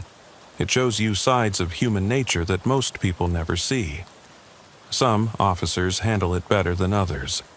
There's no shame in admitting that you need a break from it." He was right, of course. The graveyard shift had changed me in ways I was only beginning to understand. I'd lost my faith in the idea that people were basically good, that civilization was anything more than a thin veneer covering the brutality that lurked beneath the surface. Day shift was different. Traffic violations, shoplifting arrests, accident investigations, crimes with clear motives and obvious solutions. I missed the adrenaline rush of graveyard patrol, but I appreciated the predictability of working when normal people were awake and functioning. But even on day shift, I carried the memories of those 4 years working nights. The faces of victims who couldn't be saved, criminals who couldn't be reformed, children who'd been failed by every adult who was supposed to protect them. Those memories followed me everywhere, coloring my interactions with civilians who had no idea what police officers really dealt with on a daily basis. Rodriguez stayed on graveyard shift for 2 more years before transferring to robbery investigation. We still talk occasionally, usually over beer at a cop bar near the precinct. Neither of us talks much about the things we saw during those years working together. Some experiences are too heavy to share, even with someone who lived through them with you. The graveyard shift is still out there, still chewing up idealistic young officers and spitting out cynical veterans who've seen too much too fast. New recruits still get assigned to work nights, still learn the hard way that the world is more dangerous and more broken than they ever imagined. I sometimes wonder what happened to the people we encountered during those years. Did Sandra Martinez ever leave her abusive boyfriend? Did Michael Simpson recover from the trauma of his early childhood? Did the teenage drug dealers we arrested ever find legitimate ways to make money? Probably not. The cycles of violence and poverty that we witnessed during graveyard shift are bigger than individual police officers, bigger than the criminal justice system, bigger than any solution society seems willing to implement. We were treating symptoms while the disease continued to spread. That's the real tragedy of police work on the graveyard shift. You see the problems clearly, but you're powerless to fix them. You respond to the same addresses night after night, arrest the same people over and over, take reports on crimes that could have been prevented if anyone cared enough to address the root causes. The graveyard shift taught me that law enforcement is a band-aid on a severed artery.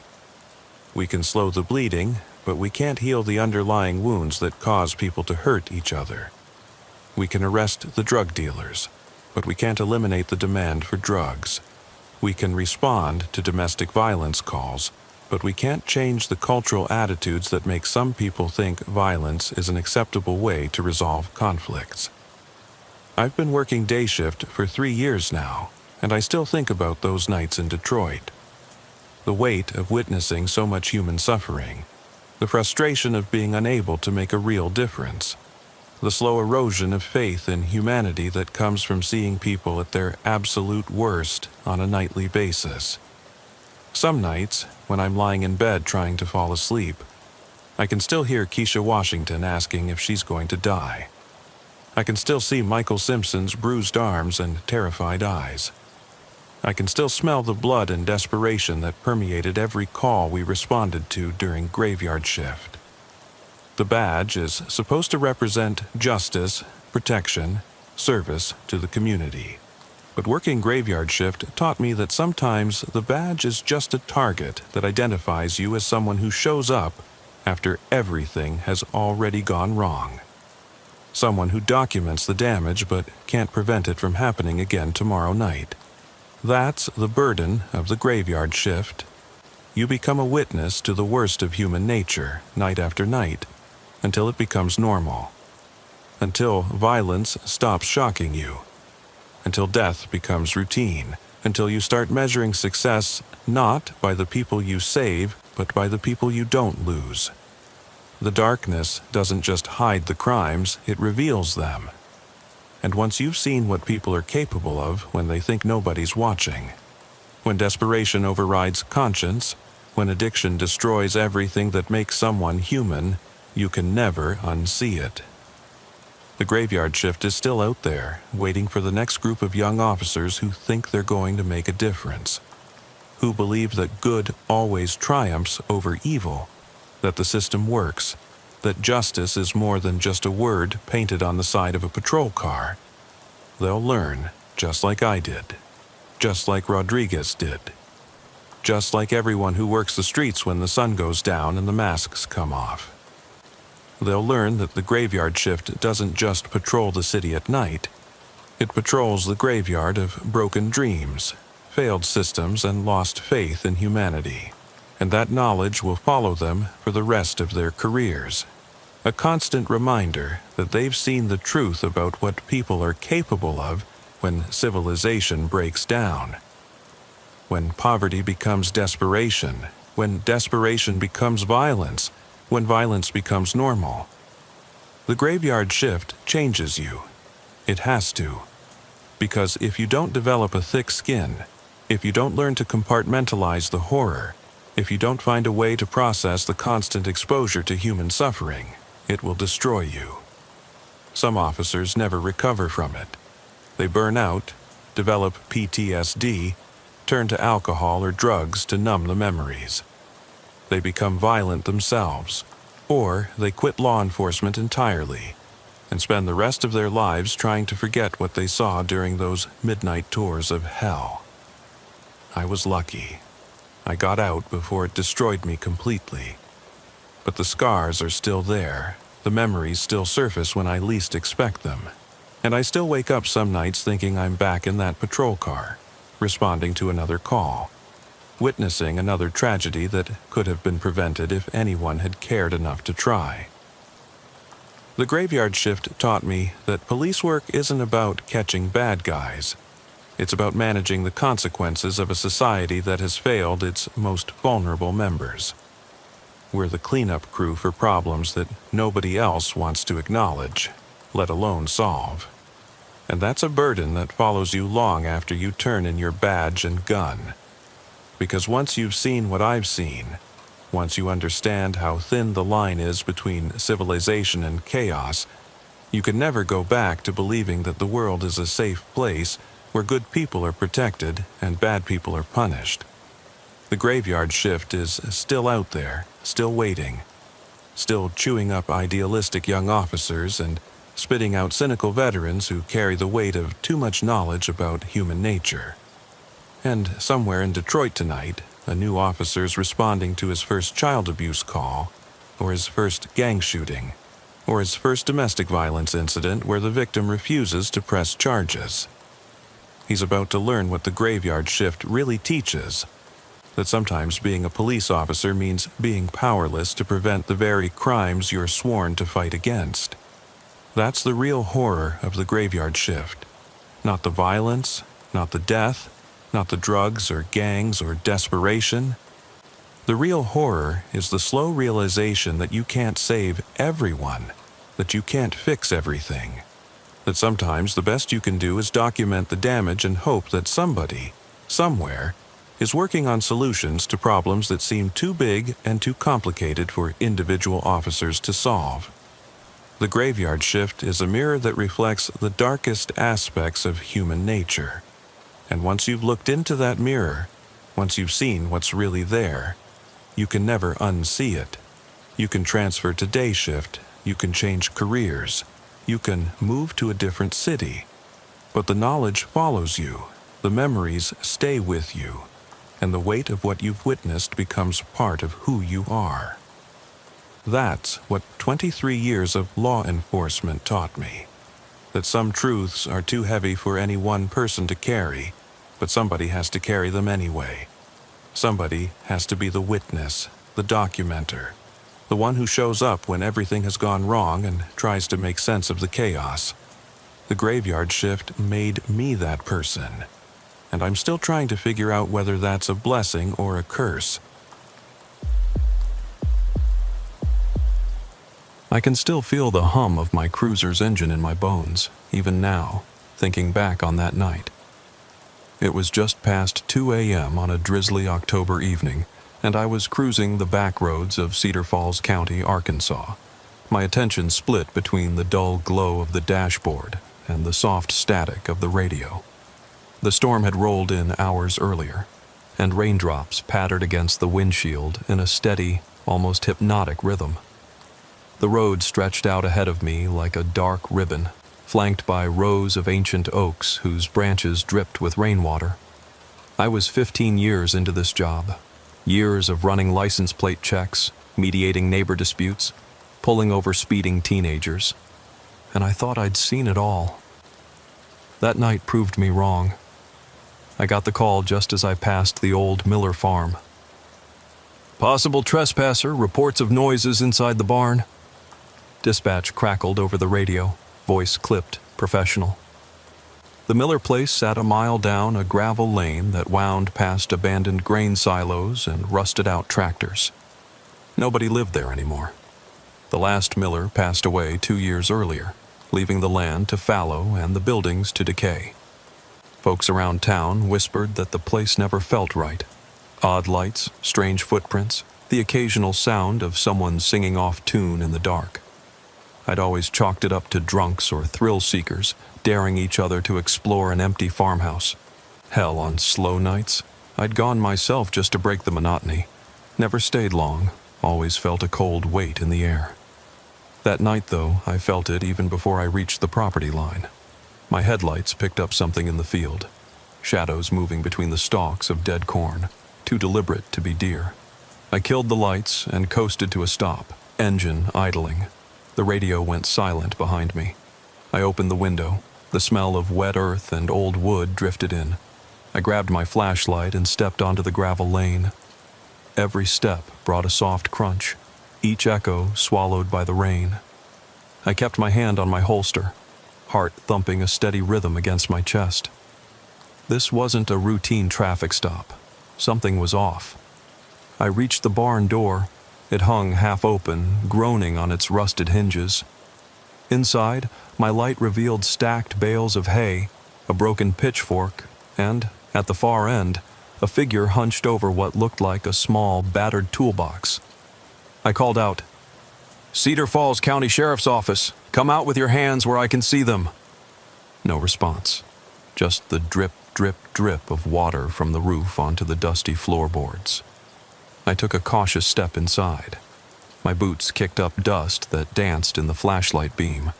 I could make out traces of footprints in the damp earth, work boots, size 10 or 11, heading deeper into the darkness. I followed them toward the stall at the back. The nailed-shut wooden door had been pried open. One hinge hung by a screw. I swallowed, tasted the acrid tang of adrenaline. I radioed dispatch quietly. "Unit 4 to dispatch. Trespasser confirmed. Barn at Miller Farm. Advise backup." No answer. Static. I sighed, thumbed the mic again. Nothing. My eyes scanned the shadows. The stall door creaked shut behind me. I spun around, heart in my throat, but nothing moved. The stall itself was empty, save for dried hay and a rusted chain hanging from a hook. No toolbox, no footprints. Nothing but silence that pressed in so tight I could almost feel my own pulse in my ears. Then I heard it, a soft, scraping sound, like metal against wood, coming from the loft above. My flashlight beam tracked upward. There was a hatch, slightly ajar, and a faint shaft of light slicing through the darkness. The rain had let up, but the wind had picked up, sending drafts through the barn that made the flap of tarp and the loose planks rattle. I climbed the ladder slowly, each rung clanging beneath my weight. At the top, I pushed open the hatch. The loft was more cramped than I remembered. Old farming equipment, rotting beams overhead, dust motes drifting in the beam of my light.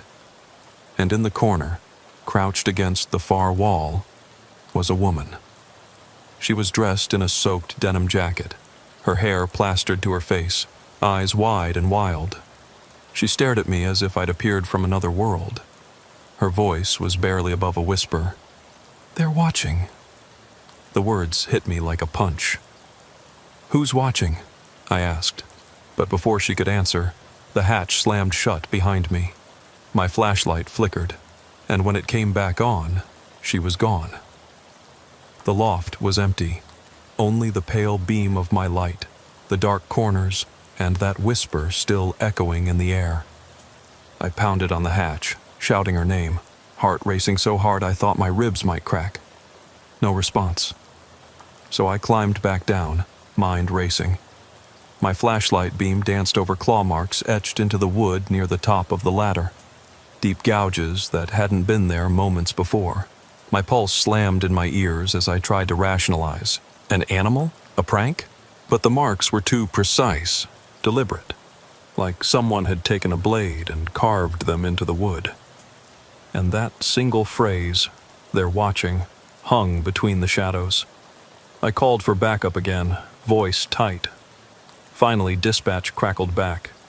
"Unit 4, do you copy?" Relief washed over me. I briefed them quickly, but every word felt inadequate.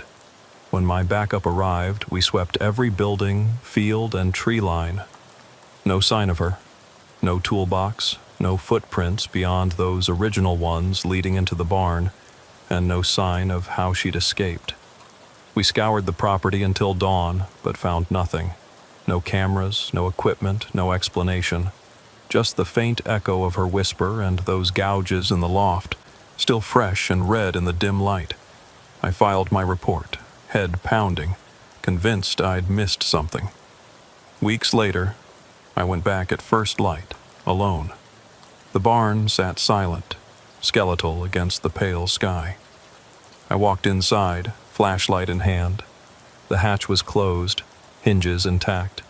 No claw marks, no footprints. The barn looked abandoned, empty, harmless. But I knew what I'd seen. I knew what I'd heard.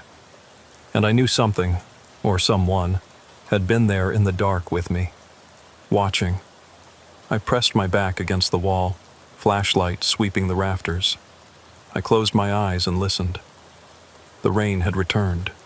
a soft tapping on the metal roof. But under it, I thought I heard a voice so faint I almost mistook it for the wind. "Help me," it said. And for a moment, every hair on my arms stood on end, because I was the only one there. I could feel eyes on me from every shadowed corner, waiting. I didn't sleep that night. Back at the station, I sat in an empty roll call room, the overhead fluorescent lights buzzing quietly, a hot cup of stale coffee growing cold in my hand. My uniform still damp from the rain, I stared at the barn's floor plan I'd sketched in my notebook, the ladder, the loft hatch, the stall door. Every line felt too neat, too clinical for what I'd experienced. Logic told me it was a prank, some kid with a headset, sound effects, and a handful of nails to gouge marks into the wood. But my gut told me otherwise. I replayed the moment I saw her face, that wild, haunted look in her eyes. Her plea, "They're watching," echoed in my skull over and over. I felt the weight of it like a hand on my shoulder, cold and unrelenting. I asked dispatch if any missing person reports backed up a young woman matching that description, but the answer was always the same: negative. No runaways, no Amber Alerts, no transient sightings that fit. And if she wasn't on the books, who was she? By dawn, I'd driven the gravel lane a dozen times, flashlight in one hand, coffee in the other, searching under every corn husk and behind every tractor tire. The wind had picked up, rattling the barn doors, and I half expected to see her dart across the road, slipping into the nearest thicket. But there was nothing, just the swaying stalks and empty fields.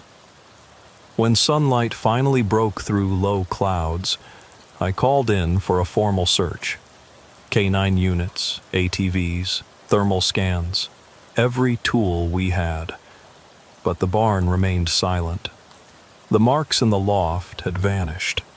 Any trace of the toolbox was gone. It was as though my mind had conjured the entire thing. I felt a knot in my throat every time someone asked the obvious question. "You sure you weren't imagining it, Ortega?" I clenched my jaw and nodded, but inside I burned with frustration, fear I might be losing it.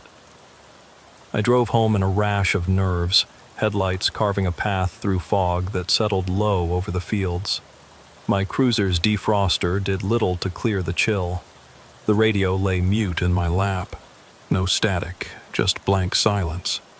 I tried to focus on the road, on the yellow lines, on the familiar grove of pines marking the turnoff to my street. But my mind kept drifting back to the loft hatch, the doll I'd never found, and that rasping voice. When I finally pulled into my driveway, the digital clock on the dash read 7:14 a.m. I should have been exhausted, but the adrenaline still crackled beneath my skin. At home, my wife, Lisa, greeted me bleary-eyed, clutching our toddler son, Ben. She noticed my eyes first, bloodshot, hollow. "Rough night?" she asked, gently. I forced a smile and nodded, kissing her forehead. I told her there was a burglary call, late shift, that everything was fine now. She squeezed my arm, worry in her gaze, but I brushed it off. I had to. For her, for Ben. I showered, changed, and tried to drop the case. But by midday, I was back at my desk, mapping out every call I'd ever responded to on similar rural properties. Trespassers, squatters, break-ins, always a tidy explanation. Never this sense of being watched from all sides. I reviewed the barn's history. Built in 1924, abandoned since the late 70s. No records of violence, no unexplained disappearances, just farmland, passed down until it became too costly to maintain. Those who knew the Millers spoke of them fondly, remembered old Mr. Miller's pipe tobacco and Mrs. Miller's prize-winning dahlias. Nothing sinister, but something in that barn had felt sinister. I spent the afternoon speaking to locals. The bartender at O'Malley's, who swore he'd heard singing from the barn on moonlit nights, the mailman who found chopped boards loaded behind the farmhouse, the two teenage brothers who dared each other to spend an hour inside, then bolted at the first sound of a door creaking. All stories vague, scattered, no clear thread, just a tapestry of half-remembered warnings. By evening, I felt trapped between two realities, the one my training demanded, facts, evidence, reports, and the one my instincts shouted at me. The barn wasn't empty. Someone, or something, had made it their home, hidden in the rafters, watching me. That thought alone made my skin crawl. Late that night, I returned once more, alone, flashlight and service pistol drawn. The gravel lane lay under a fresh layer of fallen leaves. The barn door welcomed me with its familiar groan. Inside, the smell of damp hay and oil lingered. I climbed that ladder like an automaton, scanning each dust-laden beam. Halfway up, I paused, hand on the hatch. My breath caught. I heard it again, soft, urgent. "Help me!" This time I knew it wasn't a trick. My pulse hammered as I pushed the hatch and shone my light into the loft. Hard in my throat, I waited, but saw only empty rafters, the dusty floor. No woman, no doll, no fresh footprints. But the air was heavy, like someone had exhaled directly in my face. I whispered, "Where are you?" The answer came in a voice that was neither male nor female, young nor old, but a hollow echo. "They won't let me go." The beam of my flashlight darted across the dark corners, searching. I felt a presence behind me, iced breath on my neck, and spun around, gun raised, but the loft was empty. My flashlight caught one final detail. Scrawled in dark red across the far beam were the words, new and dripping, "He sees you." I bolted from the barn, heart slamming against my ribs. Behind me, the hatch slammed shut on its own and the ladder dropped with a hollow thud. I fumbled my radio, voice trembling. "Dispatch, Unit 4 requests immediate evac. I need backup now." My return to the cruiser was a blur. Rain began to fall again, cold and sharp. The engine roared to life beneath me, lights illuminating the barn's open door. I drove off, not daring to look back. That night, I knew nothing about this case would ever make sense. And when I finally made it home, shaking, soaked to the bone, I crumpled against the front door, listening to the wind whisper through the trees. In the dark, I understood. This was only the beginning of something I couldn't explain, and I wasn't sure I wanted to know what came next. I woke up to every light in my house blinking in unison, like a warning siren tearing through the dark. My head throbbed as though someone had taken a hammer to my skull. The wall clock read 3:07 a.m., though it was hard to tell whether I'd slept at all. I peeled myself off the couch, my uniform still laid out on the armrest, and wandered through the living room, each step pounding echoes in my skull. The hum of the refrigerator sounded like distant thunder. I rubbed my eyes, trying to chase away the images of that loft hatch and the words scrawled in dripping red. "He sees you." Coffee didn't help. The acrid scent burned my nose and left the cup half full and untouched on the kitchen counter. I stared at the steam rising in lazy spirals, thinking of the barn's darkness, the hatch slamming shut behind me, the way the wind whispered through the trees at home, as if something had followed me back. I felt eyes on me, even in the bright kitchen light. Every shadow in the hallway looked like a watcher waiting for me to let my guard down. By 6 a.m., I was back at the station, running through the report again. My hands trembled as I typed the narrative into the system. Loft hatch found closed on return. No signs of entry or escape. Voice heard. They won't let me go. Red paint message. He sees you. I paused, wondering how I could write those exact words without sounding like a madman. But I knew they were true. My sergeant eyed me from across the bullpen, Concern etched on his face, but he said nothing. He didn't need to. That afternoon, I requested the barn be secured and searched again, this time with luminol, forensic teams, even drones with infrared. We scanned the loft, the stall, the surrounding timber lines. We found nothing. No paint traces, no footprints, no moisture where the ladder had been. It was as if the barn reset itself between visits, erasing every sign of intrusion. My partner, Diaz, watched me pack up equipment and handed me a water bottle. "You okay, man?" he asked. I shrugged, forcing a laugh. "Just chasing ghosts." He patted my shoulder and said, "Take the day off."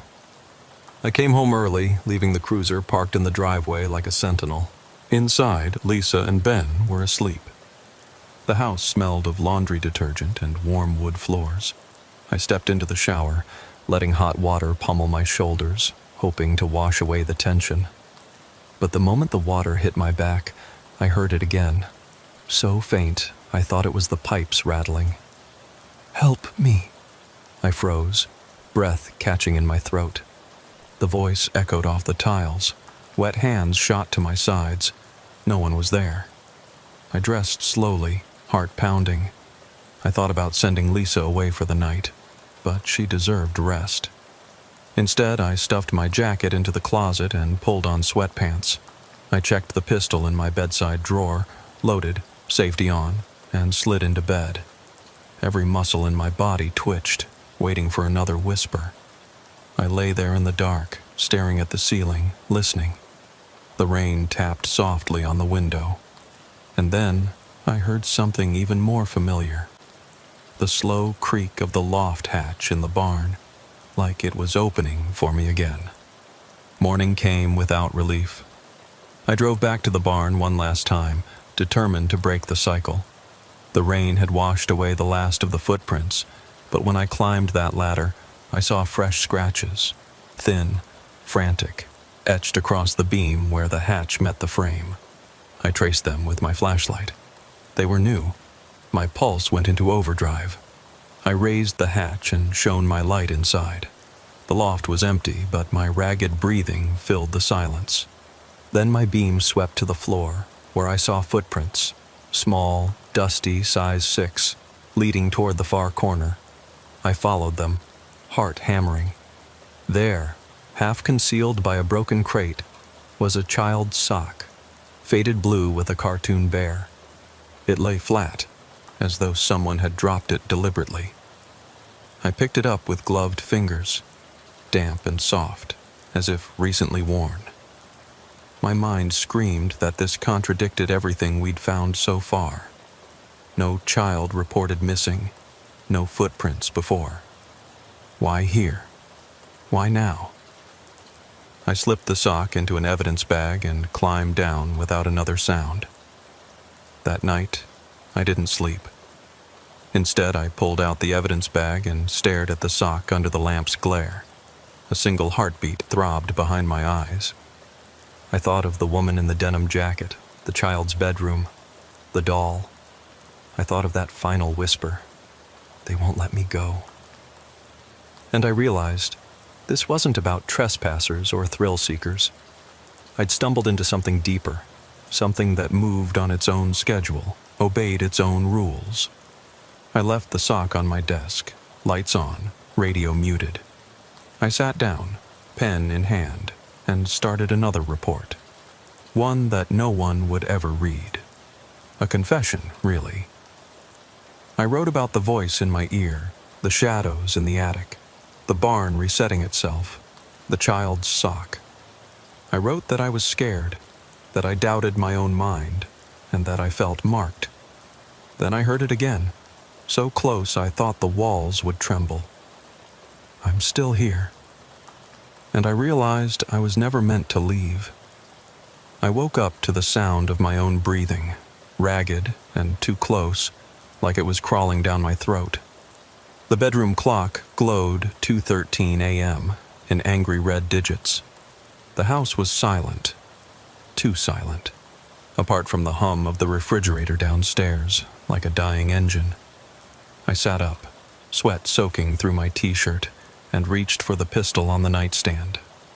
The weight in my hand felt reassuring, but my throat closed when I heard it. A soft thump from the living room, deliberate and slow. I slid out of bed without a sound, feet landing on cool wood. In the hall mirror, I caught my reflection. Dark circles under sunken eyes, jaw clenched so hard my teeth ached. I swallowed, fought the urge to panic. I crept toward the door, pistol raised, senses straining. The thump came again, once, twice. A mirror frame nudged against the wall as if someone brushed past it. "Hello?" My voice came out rough. "Who's there?" Silence answered. I stepped into the living room. The furniture lay as I'd left it. Couch, coffee table, TV stand. But the front door, locked hours ago, hung slightly ajar, its deadbolt still engaged. Rain had begun again, thin lines of water tracing pale trails on the hardwood floor. My pulse pounded as I crossed the room and flicked on the hallway light. The beam caught something. Footprints in the mud, small and barefoot, leading toward the kitchen. I chased them, mind racing with questions. No Viper teams, no backup, just me, alone on my own turf, hunted. The footprints ended at the kitchen threshold.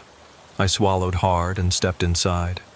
The sock from the barn lay on the counter, the faded blue with the cartoon bear still damp. I'd never bagged it for evidence. I'd brought it home. Stupid. Reckless. Now it lay there as a beacon. Proof that whatever was stalking me had followed me home. My pistol trembled as I scooped the sock off the counter. I glanced out the window. Empty lawn, the street lamp flickering beyond the driveway. No sign of movement, but I could feel eyes on me, patient and waiting. I backed away, sock gripped tight. The kitchen door creaked behind me.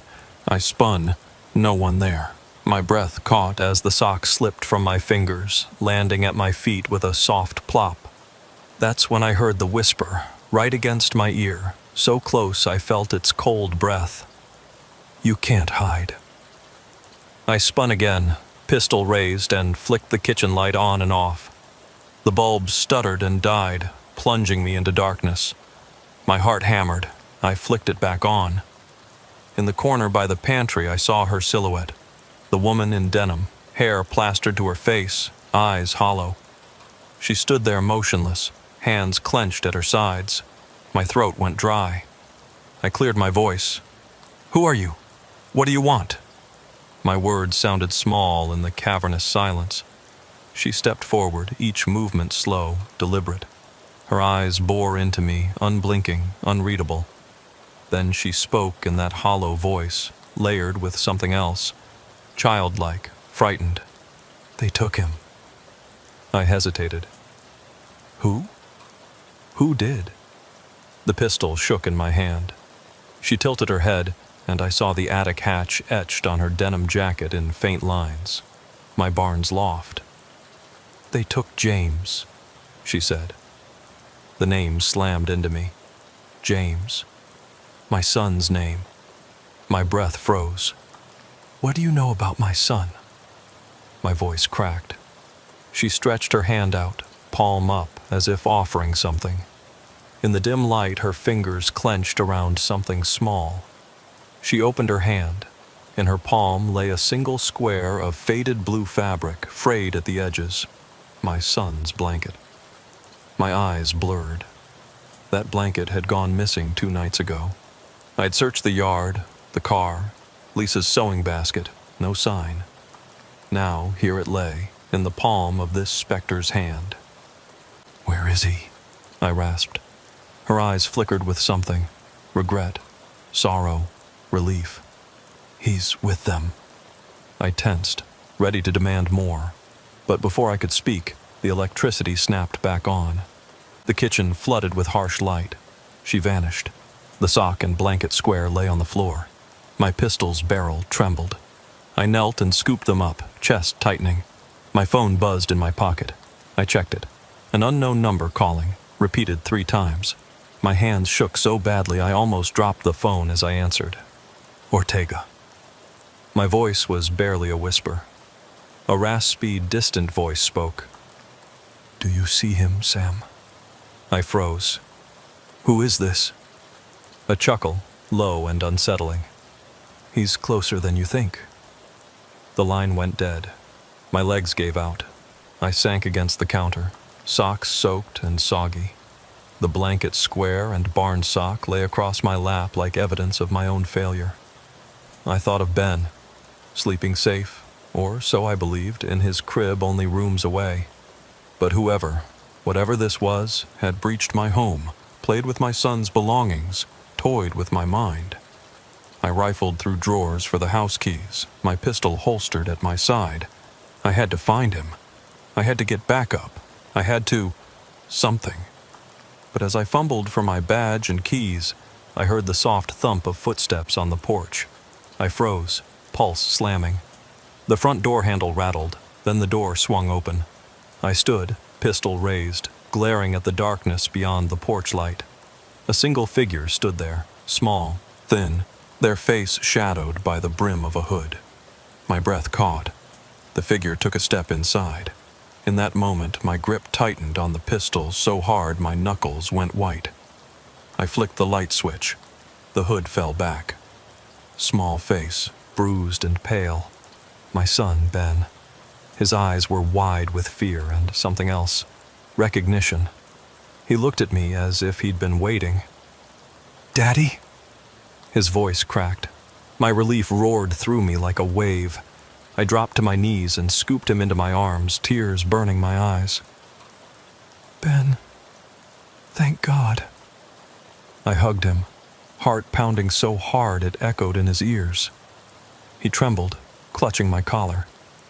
I breathed in his familiar, sweet smell, baby shampoo and warm skin.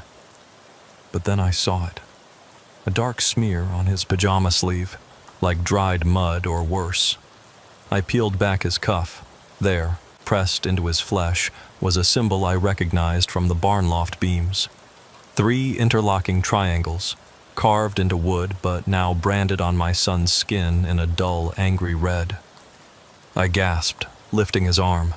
He stared at me, wide-eyed, and whispered, "They said I belong." I froze, blood pounding in my temples. My son belonged to them now. I held him tight, rocking him, his small body shaking against mine. He buried his face in my shirt.